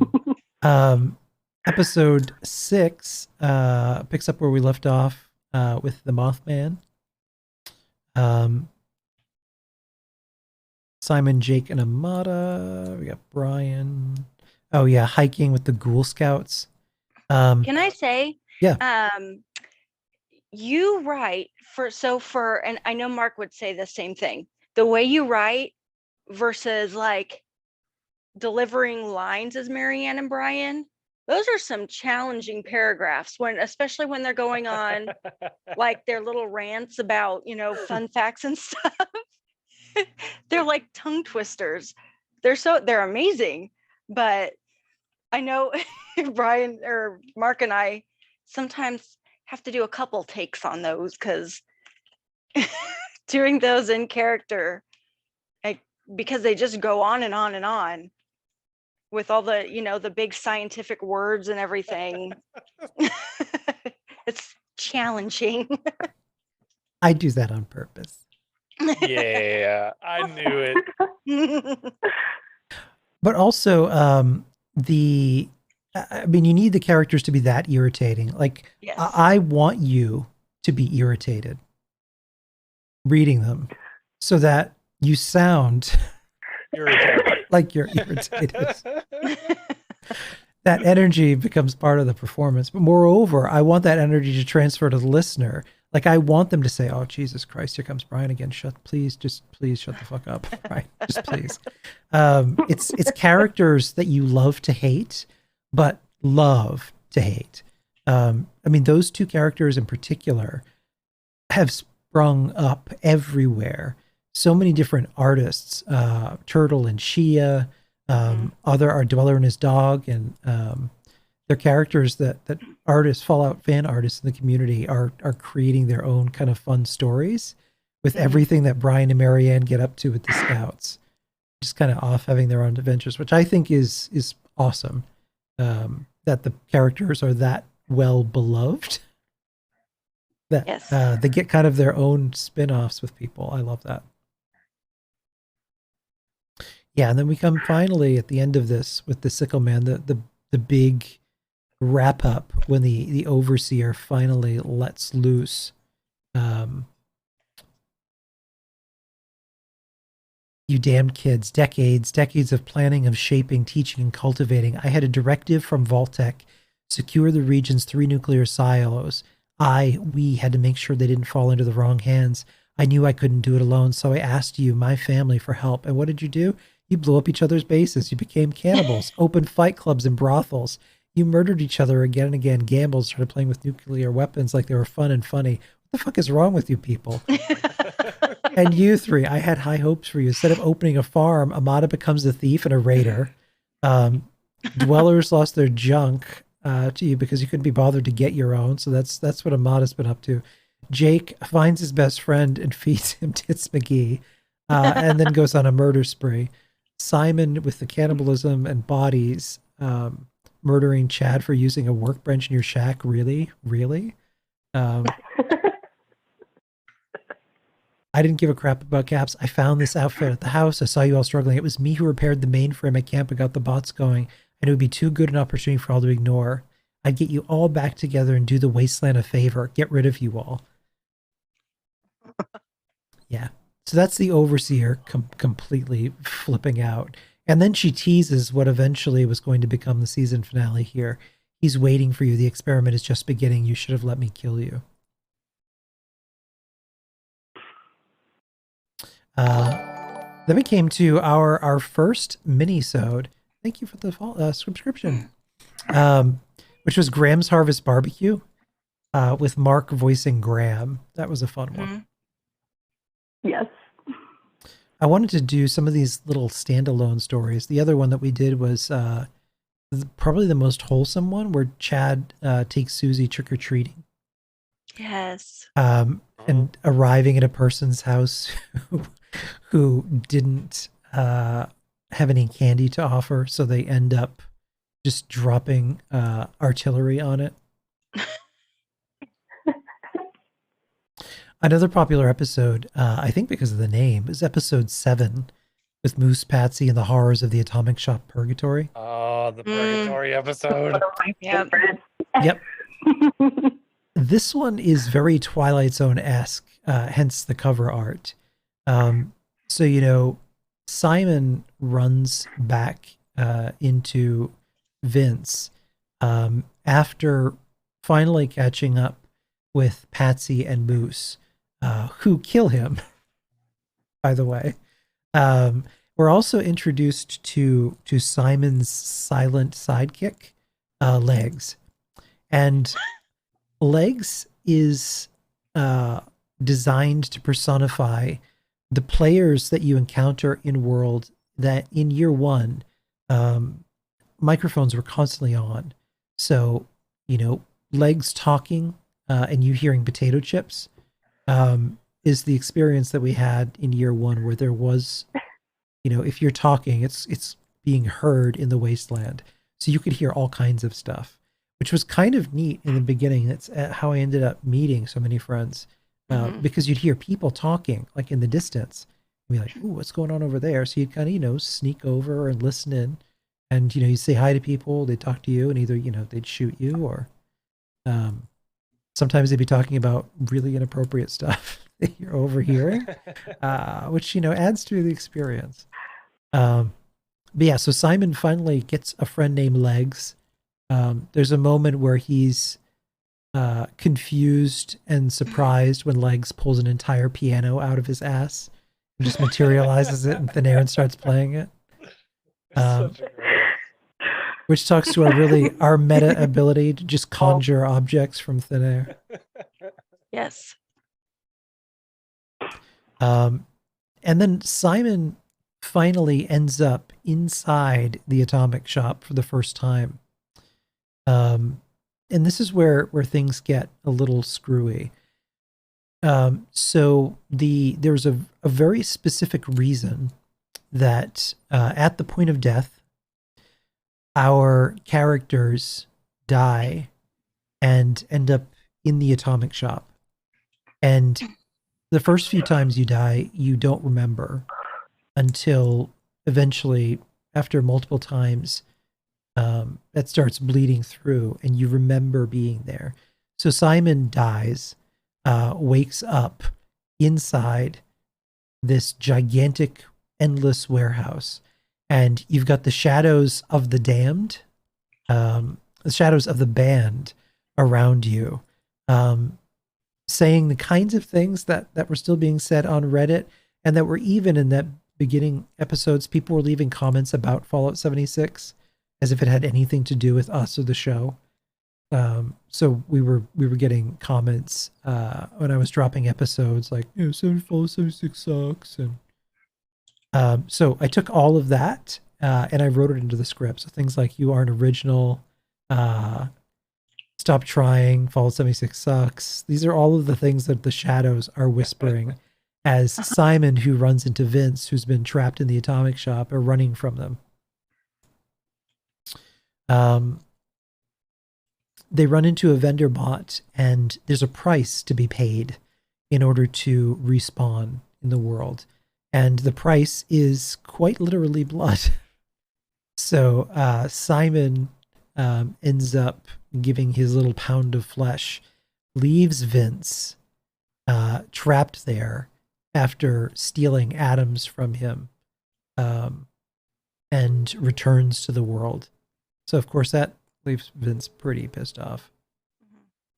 It ends with the great punchline of Simon waking up, and the thing that he randomly bought in the atomic shop now exists in the real world, which is that pink princess bed that's just kind of sitting there terrifying in the corner. Yes. Episode 8 was our throwback episode, where we flash back to what was the final Halloween celebrated in the vault before Reclamation Day. It was a lot of fun doing this one. Like, we got to experience trick-or-treating and a Halloween party in the vault. We had yet another of Moose's long-standing jokes, where he's constantly going after, like, before he was into Patsy. Moose's comedy hour? Yes. That's what it was. Or Moose was really trying to woo Betsy, and it always goes wrong. Every song that he sings, every gesture that he does, it just goes wrong. It's He tried terrible. his best. Hey, all I'm saying, it's gonna be okay. Betsy is just fine. There's also a really important piece that happens right here that doesn't pay off until season 4. So the gang after the party, go down into a level that had been destroyed. There was an explosion. Everyone was killed. There was a cave-in. Most of the bodies were never recovered. The other thing that also didn't make sense to me is we're not the best and brightest. Even though the Vault 76 experiment specifically says that we are, we have awards for the dumbest shit. Like clean toilets and great hair. Like these are the softest, most ridiculous awards for anything. And when you first wake up, when you're playing the game, if you go look in the display cabinet, like the awards that you get are stupid. They don't make sense based on how intelligent you're supposed to be. And I would argue that our actions out in the wasteland aren't very intelligent either. Well, Patsy's clearly not the best or brightest. Yeah, so we're definitely not the best and brightest. So once again, if the experiment is supposed to be, or our mission is to go out there and restart civilization, once again, we're too stupid to accomplish that anyway, unless there were people who were supposed to guide us and lead us. So for our lore purposes, there were, and there was an entire level of teachers and engineers and architects and leaders who were supposed to take over from the overseer on Reclamation Day, where these people would lead us out into the wasteland and help us to accomplish that goal. Mysteriously, someone killed them all, planted bombs, and just killed everyone on that level. And the ghost that they end up meeting there, that Kevin plays, talked about the fact that he never saw the person again. He saw him only once, and he had a very noticeable scar. That person is going to become really important, and eventually you're going to find out who that person is. But once again, the wheels of our 4th season arc were planted early on here. And that was kind of our first episode, digging into the Halloween-y stuff. Eat became really well known in the early years and garnered press and got Bethesda's attention for a cannibal role-playing faction. And because of that, I mean, out of role-playing groups, they were the ones that were the biggest and most well-known at the time. So it made sense for them to be part of the experience. Since so many of these episodes were kind of chronicling what it was like in year 1. So Simon, at this point in time, things are settled with Jake and Amada. Things are actually going really well. They meet an aristocrat who's now living at the White Spring, and kill him because Jake, Simon, and Amada are awful people. And you've got, it's Thanksgiving, so, you're getting scenes with Patsy, Moose, Chad, Susie, and Ella, Punch. Everyone's getting ready for Thanksgiving. They're planning a big trip to go hunt turkey. And Punch says he has a perfect spot. What they don't know is that the turkey is, in fact, a scorch beast. And so it's the first time the gang is actually fighting one as far as our story goes. You've got... we're finally introduced to Abraham and Lord Grawl. And the other thing that I tried to do as far as our story went before now, of course, there are people living in the White Spring that they've added with the pit update. At that point in time, it didn't make sense for us to all be, living in our underwear in a wood hut when there's a perfectly preserved, pristine hotel, like right in the center of the world that's really well protected and fortified. It didn't make any sense for it to sit there without people being there. So for our purposes, I had original landowners, the descendants of the wealthy and elite, become a kind of a cult of their own. So anyone who traced their lineage to aristocracy took over the White Spring and moved in there, with the Eat serving as their unit that would deal with problems, their kind of own private protective army that would guard the aristocrats while they lived in happiness inside the hotel. We also had, I miss the Vault 69 gym. So at this point in time, Chad and the gang were still doing the Brofit Con, where they were just depriving people of caps and junk and allowing them to kill themselves in various ways during exercises. Mr. Juicer.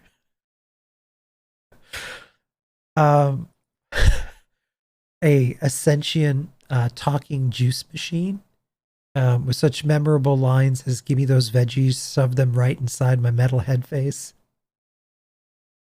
Splash that Momart milk all over my moist glass dome." And Patsy fighting with the thing where she's talking about, he's kind of thrusting it out at me. Yes. It was very forceful. Mr. Juice's final line is, "I'm all juiced out. Clean yourself up. Hit me up when you want to juice me."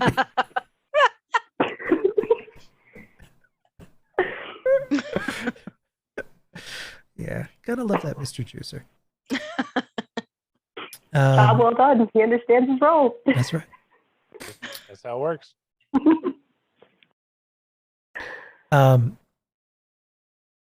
Simon, at this point in time, because of the cannibalism, is confronted with what became his kind of mini arc for season 1. So because of something that Jake did to him, which is feeding him Tits McGee and making him a cannibal, something I didn't find out until later, which is kind of cool. So to me, another thing that didn't make sense, and I'm glad they thought of it. I kind of wish we had this.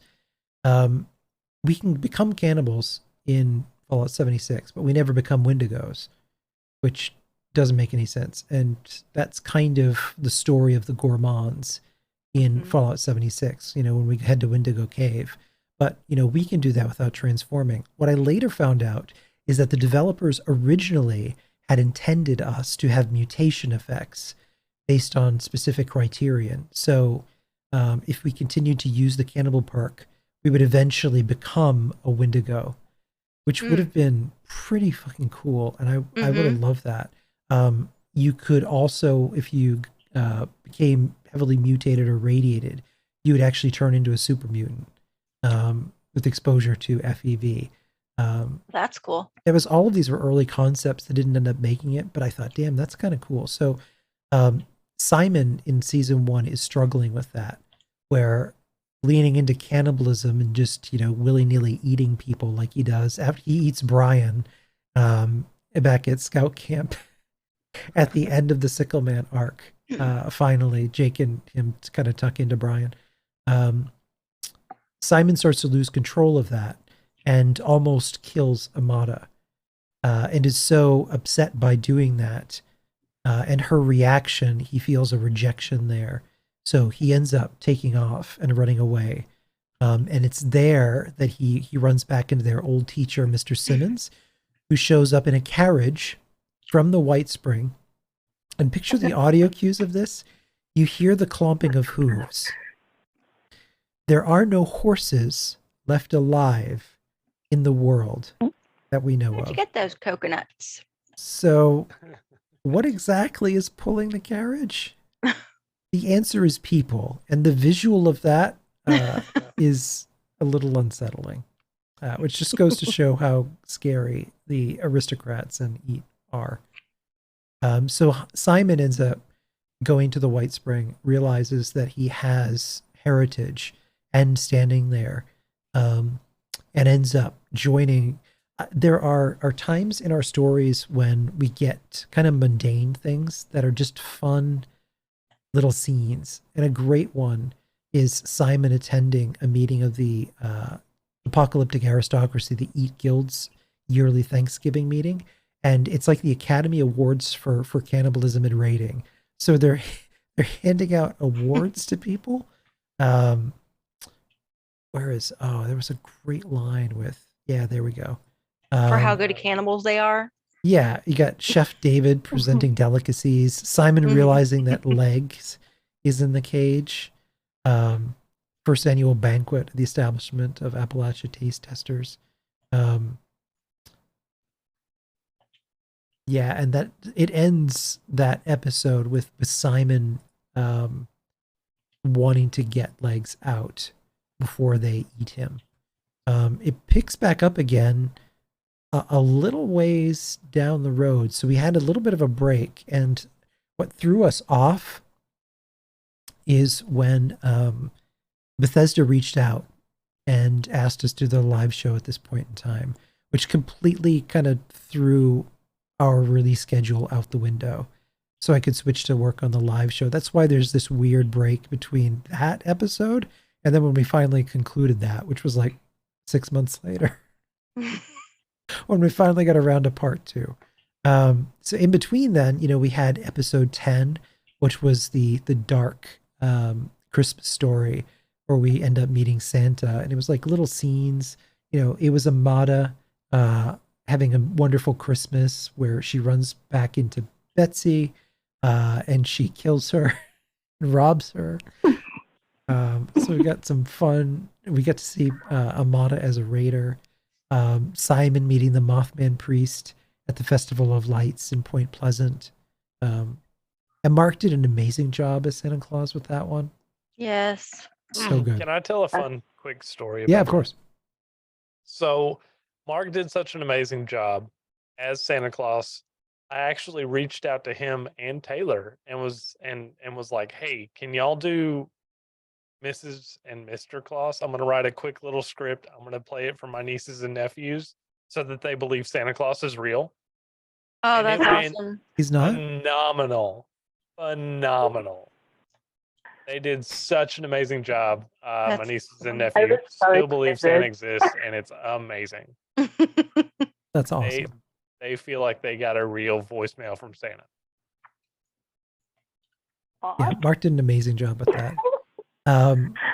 So we kind of, while I was working on the live show, we ended up having the gang get together, and you cranked out 3 minisodes in a short period of time. So we had that really great episode with Brian and Marianne, Sophia, Mark's daughter, playing Becky the Ghoul, who in the Sickle Man story became kind of the bully to Susie, and made the mistake of taking Ella from her. So as vengeance, in the most some of the most unhinged vengefulness that we've seen from Susie throws her down to the ghouls living underneath the outhouses at the camp, and that's kind of the last we see of her until Brian finally respawns, gets her out of the hole beneath the outhouse, and she's completely covered in mess. And we also see a little bit of Brian and Marianne showing just how badass they really are by making really short work of raiders. As geeky as they are, kind of the funny thing about the two of them, and we see a little bit of that later on in season 2 with the Bryognak mini-sode arc, where we see just how badass Marianne is in her own way. They know builds like in a way that players don't pay attention. So they're optimized for pretty any situation. So they pull out their legacy gear and they kill the raiders. Minisode 4 was Simon running into Mr. Messenger, everyone's least favorite quest in Fallout 76, mostly because of how broken it was, and it may still be. I haven't done it since then, but it's literally you're just acting as a postman to get Mr. Messenger to deliver a message to people that are long since dead. But what makes him funny is that, and it becomes part of the story, like Mr. Messenger would literally go into a house for some reason along the way and then just continue driving against the wall without going anywhere. And it ends up failing the quest. I don't think I've seen that in a long time. The I haven't mini either. the minisode or the No, event? Mr. Messenger. Yeah. I wonder if they took it out because of how broken it was. Yeah, J-Star's saying they finally turned it off. Oh, so now I miss it. Now it's nostalgia. Yeah. Remember how broken it was that we yelled For at the anybody computer for screen? anybody here who never got a chance to play it, listen to the minisode, and that's pretty much what the experience was. 100%. It's like spot on. That's the worst part about it too. Like, oh my gosh. It's Tea Time was a really, really fun episode that Jessica Duvall and Christian Moore wrote together. That is just one of those fun little episodes where, as much as the relationship develops between Punch and Moose, Punch develops this great kind of big brother relationship with Susie. This is one of those fun ones where they go off on an adventure just to go get some tea. And it goes about as well as you'd expect. And then we finally came back to part 2, where we got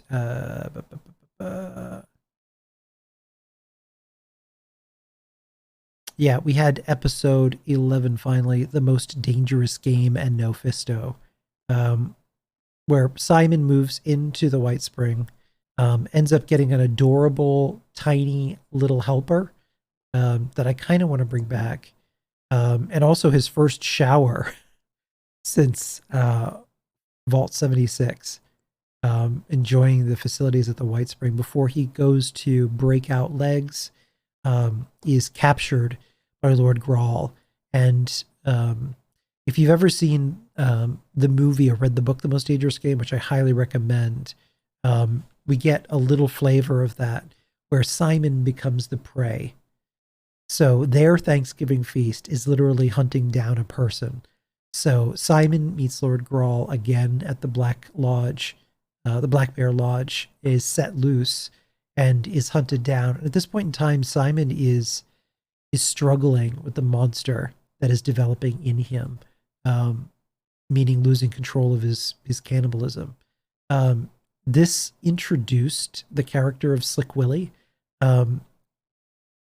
I don't know why I wanted to create a water park that wasn't with Wavy Willards.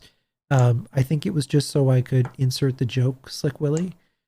So the name of the water park ended up being Slick Willy, with one of the funniest commercials that we've ever had, that you worked on, Jess, with Mark. With the jingle that you had there playing the ukulele was a lot of fun. And then finally we get the showdown and Simon's moment where he has to make a choice to either transform, as Lord Grawl does. He come to find out does have the ability to turn into Wendigo. And there's this great kind of duel moment on top of Slick Willy. So they're literally standing on a water saw in which the water slide comes out of Slick Willy's metal pants. So they're up there fighting, and Simon makes the choice to die as a man instead of a monster. So he jumps from the top, drowns, and of course respawns. But in the process of that, he ends up gaining the ability to reshuffle his genetic deck. So he simply turns off his ability to be a cannibal and equipped Aqualung so he could swim around down there. So Lord Grawl thinks he's dead. Simon comes back, kills Lord Grawl, and that's the last that we see of Lord Grawl, or so we think. That jingle was probably one of my favorite moments, writing that and then sending it to Mark, and then the editing you did on it was freaking fantastic. But yeah, I'm pretty proud of that one. That was a lot of fun. I have to say that's probably personally my favorite. Just the dynamic with it. It was just like, that's probably my favorite episode from the entire season. If we're looking for that. Something else really important happened in that episode. So music we'd use for the intro, outro, and then in between scenes. That episode was the first time that I ever used music that worked to build up the drama and emotion of a scene.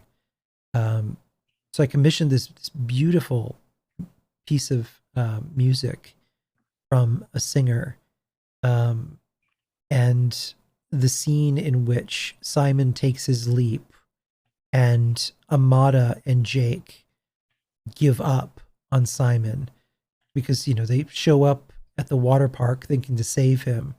And what they are confronted with is, Simon having killed MacGyver style everyone who went after him. So it's just a bloodbath. So Jake and Amada assume that means that Simon has become a full monster and he's no longer human, which is why they go to the 5-0 to turn him in, and that begins the trial. But the way that the music built during that scene did such a great job at elevating the whole thing. And it was the first time that we did that. And we've done that a lot since then, particularly with the Halloween episodes. The music becomes a real key part of the production there. Yes.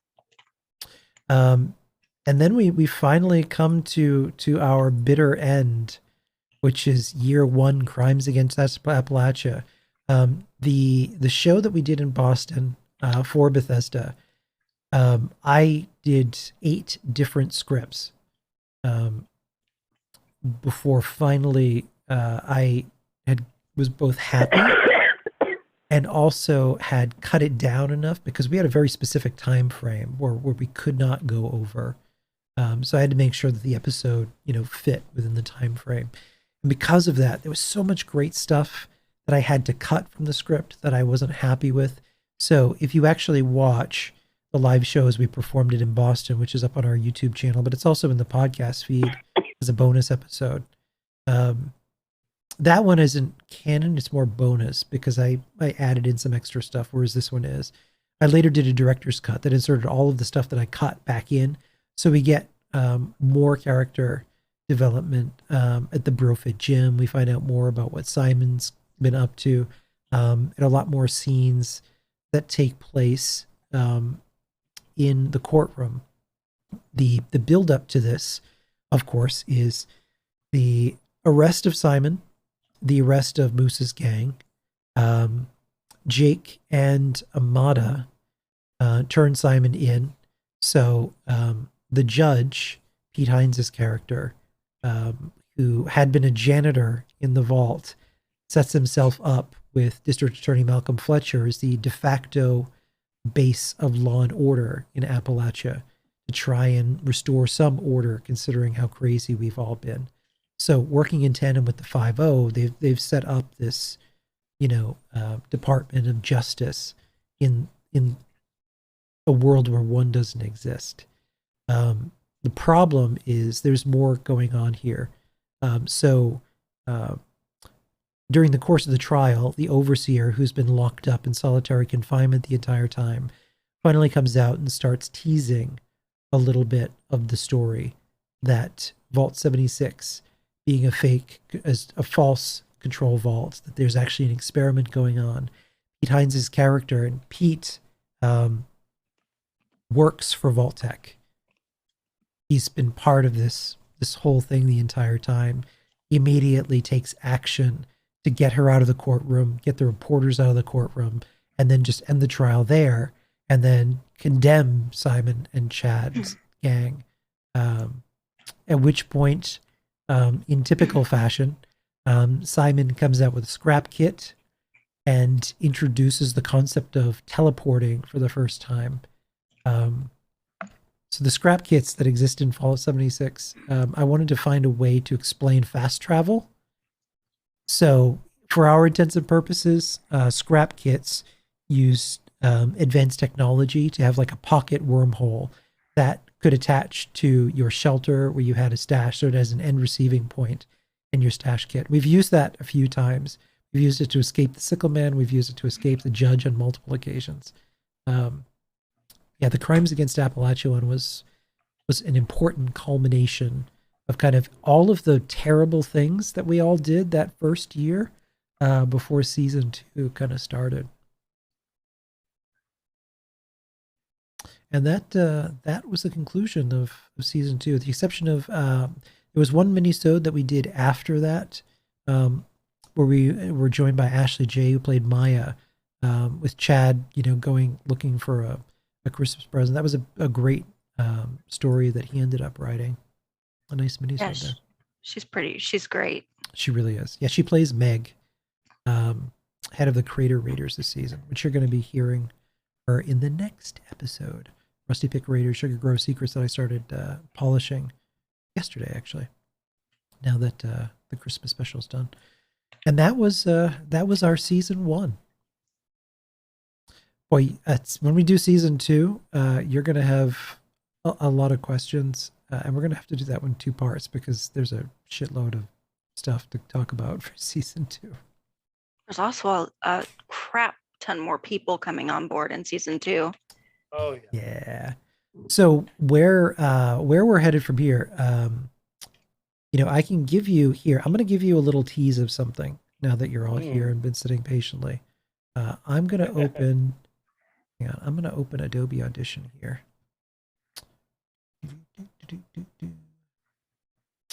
And I'm going to tease you with the opening of Rusty Pick Raiders and Sugar Grove Secrets, which is our next episode. So we'll remember where we left off. So Chad and the gang, as far as where we are story-wise, is... let's see here, where were we? There we go. Let me get to the point. And here, let me change those.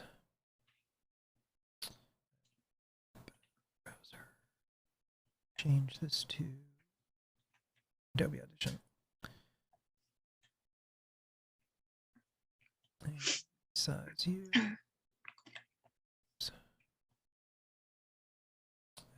Nope. Yep. Let's do screen. There we go.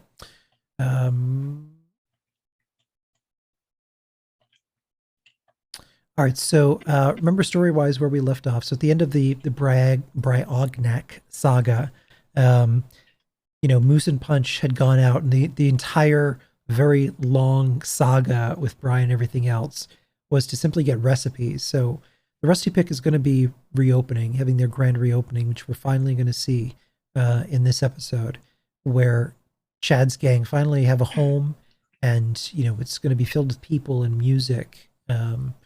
And everything that kind of comes with that. But more importantly, we're introduced to a lot of the characters that we know from Fallout 76. So since we started doing the rest of these episodes for charity, the original voice actors were kind enough to come back and join us for reprising a lot of these characters. This initial opening here... There we go. If you've played Fallout 3, this opening will be very familiar. Because this opening takes place in the Capital Wasteland, we get a little bit more about the origin of Devon's character, Atomic Alice, that we were introduced to in the last episode, Beer Bros and Brahmin Writing, played by Lady Devon from Bethesda. In Fallout 76 lore, so the Crater Raiders are part of the original raider groups that Meg had led them out of Appalachia before all of the raiders ended up dying here. And lore-wise, they went in a bunch of different places. They went all the way up to Boston. They went to Washington, D.C. So they've been traveling around. And we never hear too much of that, so I wanted to get a flavor of that. I wanted to go back to... the game that I love, which is Fallout 3. It was my first entry in Fallout. So this whole first scene takes place in the Capital Wasteland. In fact, it takes place at a very specific street on the Capital Wasteland. And I'm going to tease you with a little bit of that right now. Listen close.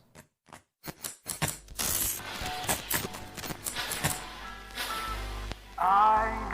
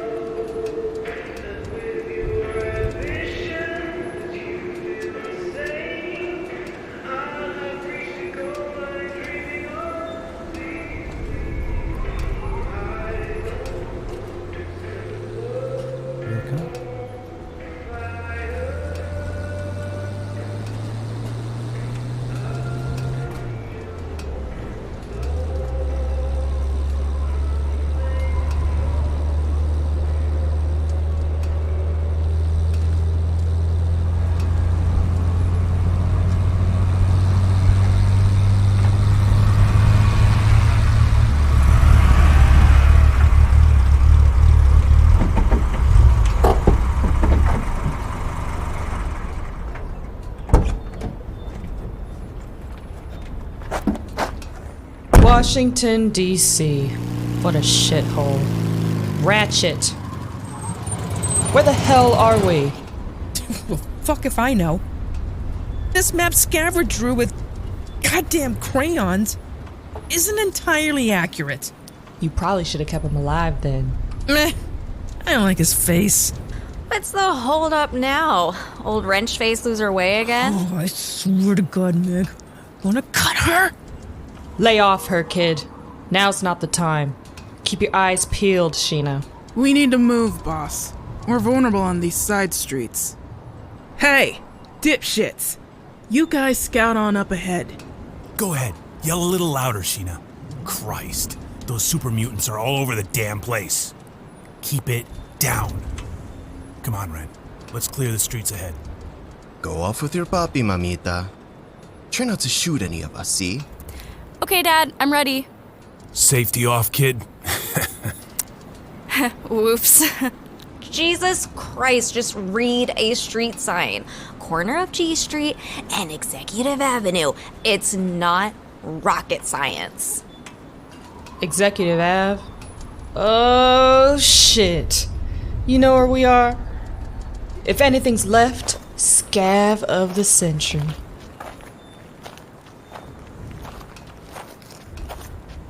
Stay together, damn it. Hey, Sheena. Way to round up our corillo. Shut up, Raph. Dumbass Caffey. Caffey? You mean Cafre. Spin the wheel and try again, chica. Whoa. Hold up. Stop. Whole block is Rad City, man. Ooh, we go any further and we won't need flashlights ever again. Damn.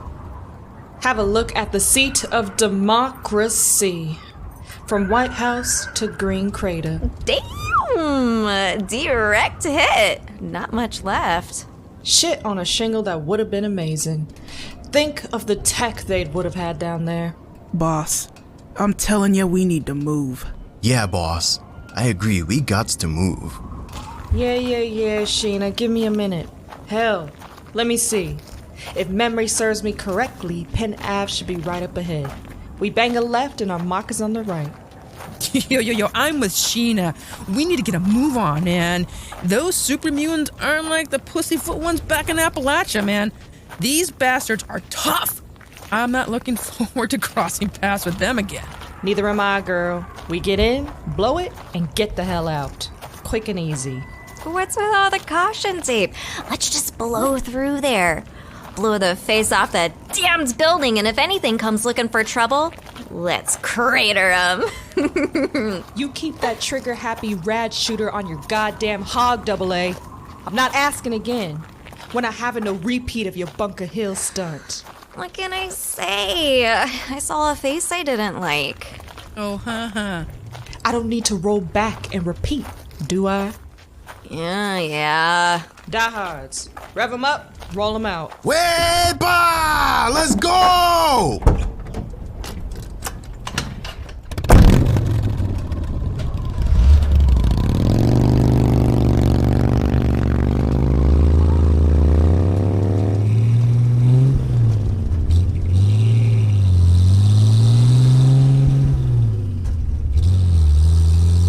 Bingo, bango, bungo! Look what we have here! Pennsylvania Avenue!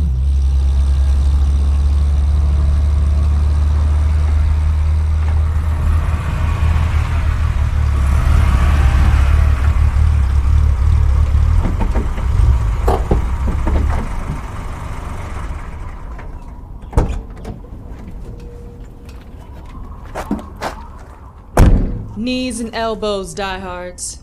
Gather round. Tonight, we take this tall-ass concrete lady for a night on the town. Meet the Metro National Bank. Of the 5 banks in good old D.C., she was the biggest bitch around. But before she was the Metro... Munch, where you at? Time for a little history lesson. Tell them what you told me. Well now, let me see. Oh yeah. So, before this here building was a bank, it was something far, far more important. The United States Treasure Building. Before Fort Knox was built back in 19-something or other, all of the U.S. government's gold and silver reserves were parked right here. Now don't let this concrete lady fool you, because behind those windows sits one of the greatest vaults ever made. Not only are we talking gold and silver, but this is where the government keeps its most valuable treasures and secrets. We're talking historical artifacts, rare paintings. I told you before, I ain't interested in Lincoln's yard sale leftovers. We're in it for the gold, silver, and jewels. And I'll stop there. This, I had so much fun. I went back and revisited downtown DC to check out some of the locations, and the downtown DC Metro Bank is in Fallout 3 on Pennsylvania Avenue. So if you play Fallout 3, you'll see exactly where I'm setting this story. So everything that happens in this cold open is based on everything and every threat that is in around that area. But moreover, the way in which we see Pennsylvania Avenue at that point in time in the future when we finally play Fallout 3 is because of what happens right here, right now. And I'll leave that thought there. But it's, so they're seeing the ruins of the White House. And at this point in time, the Crater Raiders are pulling a bank heist that goes quite wrong. And the National Treasury Building was originally in that area near that street, but Munch, because he's such a weird conspiracy dude, had it completely wrong. So we're introduced to, the Crater Raiders that we meet. So you got Matt Raff, you got Sheena, Meg, of course, and Ren and her father, Raven. We meet Ren at the crater. So it's just fun introducing a few of the different characters. This guy with the beard. Can't wait. I'm so excited for it. Yeah. I am too. It's a really fun open to the story, and it's a great story as well. This episode will also be one of two that brings back Ferret Bowden's character, the Archivist. He'd recorded both of these episodes before passing away, unfortunately. But he's a hero in them, which I think is justice. So between this episode and the other one, Meanwhile in Nuclear Winter, he comes back to save the day once more. Amazing that his family let us use those still. Yeah, it's 100%. Yeah. I think it'll be a very nice tribute to probably one of my favorite people that's worked for 76 personally. Yeah, and thank you, Shadow Lore. I try and be as respectful of the actual lore writing as possible while trying to find my own way to work around it. So that's it for teases and where we're headed next. I am really excited for the Battle of Appalachia. The orchestral score for that alone. Those episodes are going to be Lord of the Rings scale in terms of the twists and turns of what that battle is going to be. And there's a lot of things that you're not going to see coming. And I'm so excited. I will leave it at that. And then we're going to take a break between seasons 2 and 3 to do a Starfield podcast. And there's another podcast project that I've been wanting to do. I thought about it this year. And I want to do it this coming year. I want to do a podcast about mental health in gaming called The Mental Gamer, and bring on, proper people who are specializing in mental health and therapy and mindfulness and all these kind of things. I think so often stuff that we struggle with bleeds into content creation, much less gaming. And I think it could do some good. So that's kind of a fun, goofy project that I want to work on. In between, thankfully, with the Starfield podcast, which is anthology style, with the exception of a few episodes I'm writing, all I'm doing is editing them. So that'll give me a little bit of a break to do some other stuff. Takes a little load off when you're not lead creative on every aspect. Yeah, like they're picking their cast, and I'm like, yeah, great. Just give me your audio and I'll put it together. I'm really excited about that because the story styles would be all over. Like I had so much fun with our Halloween anthology. I had story concepts for 4 times as many stories as we actually had time to do. There were stories that I'd wanted to do that we just didn't have time for. There's always next year, Ken. There is. And he's like, no, I'm retiring. You just don't know yet. One story that I really, really wanted to do was such a great fucking idea. I started thinking about a pumpkin patch, and the story opens. This kid's mom passes away, and he has this kind of weird, estranged relationship with his dad, and comes home for the funeral. And in trying to repair his relationship with his dad, he heads Peter Ennis. He and his dad head out to close the lake house they had growing up. So it's this old, family lake house, an old farm that had been in the family for generations. And it gets into this weird territory where, particularly at the fall time of year, people take stock of things. Fall is very synonymous with thinking about mortality, and in light of losing his mom, who always tried to defend his dad, the kid's trying to understand why his dad was so aloof and distant and just mean growing up. And he finally finds out when they realize that the pumpkin patch that has always been on the farm, something happens to it on Halloween that has happened to it every Halloween as long as the land has been theirs. And it becomes a temporary purgatory where it is the sad task of the family, and it always has been, that the pumpkins become the shapes and faces lit by this baleful light, this jack-o'-lantern light of the deceased of that year. Oh. That cannot move on until they confess their greatest secrets. And so has been the sad task of this family to listen and release them. So there's this weird point where, and he doesn't expect his mother to be there because she was a good person. So he ends up finding one that's his mother, and there's this weird moment. I don't know, I started to think a little bit about a pumpkin patch purgatory, and I thought it would be an interesting take. Awkward silence. Well, I was going to ask a question about the mod, but I didn't know if you'd said anything or like if that was still secret.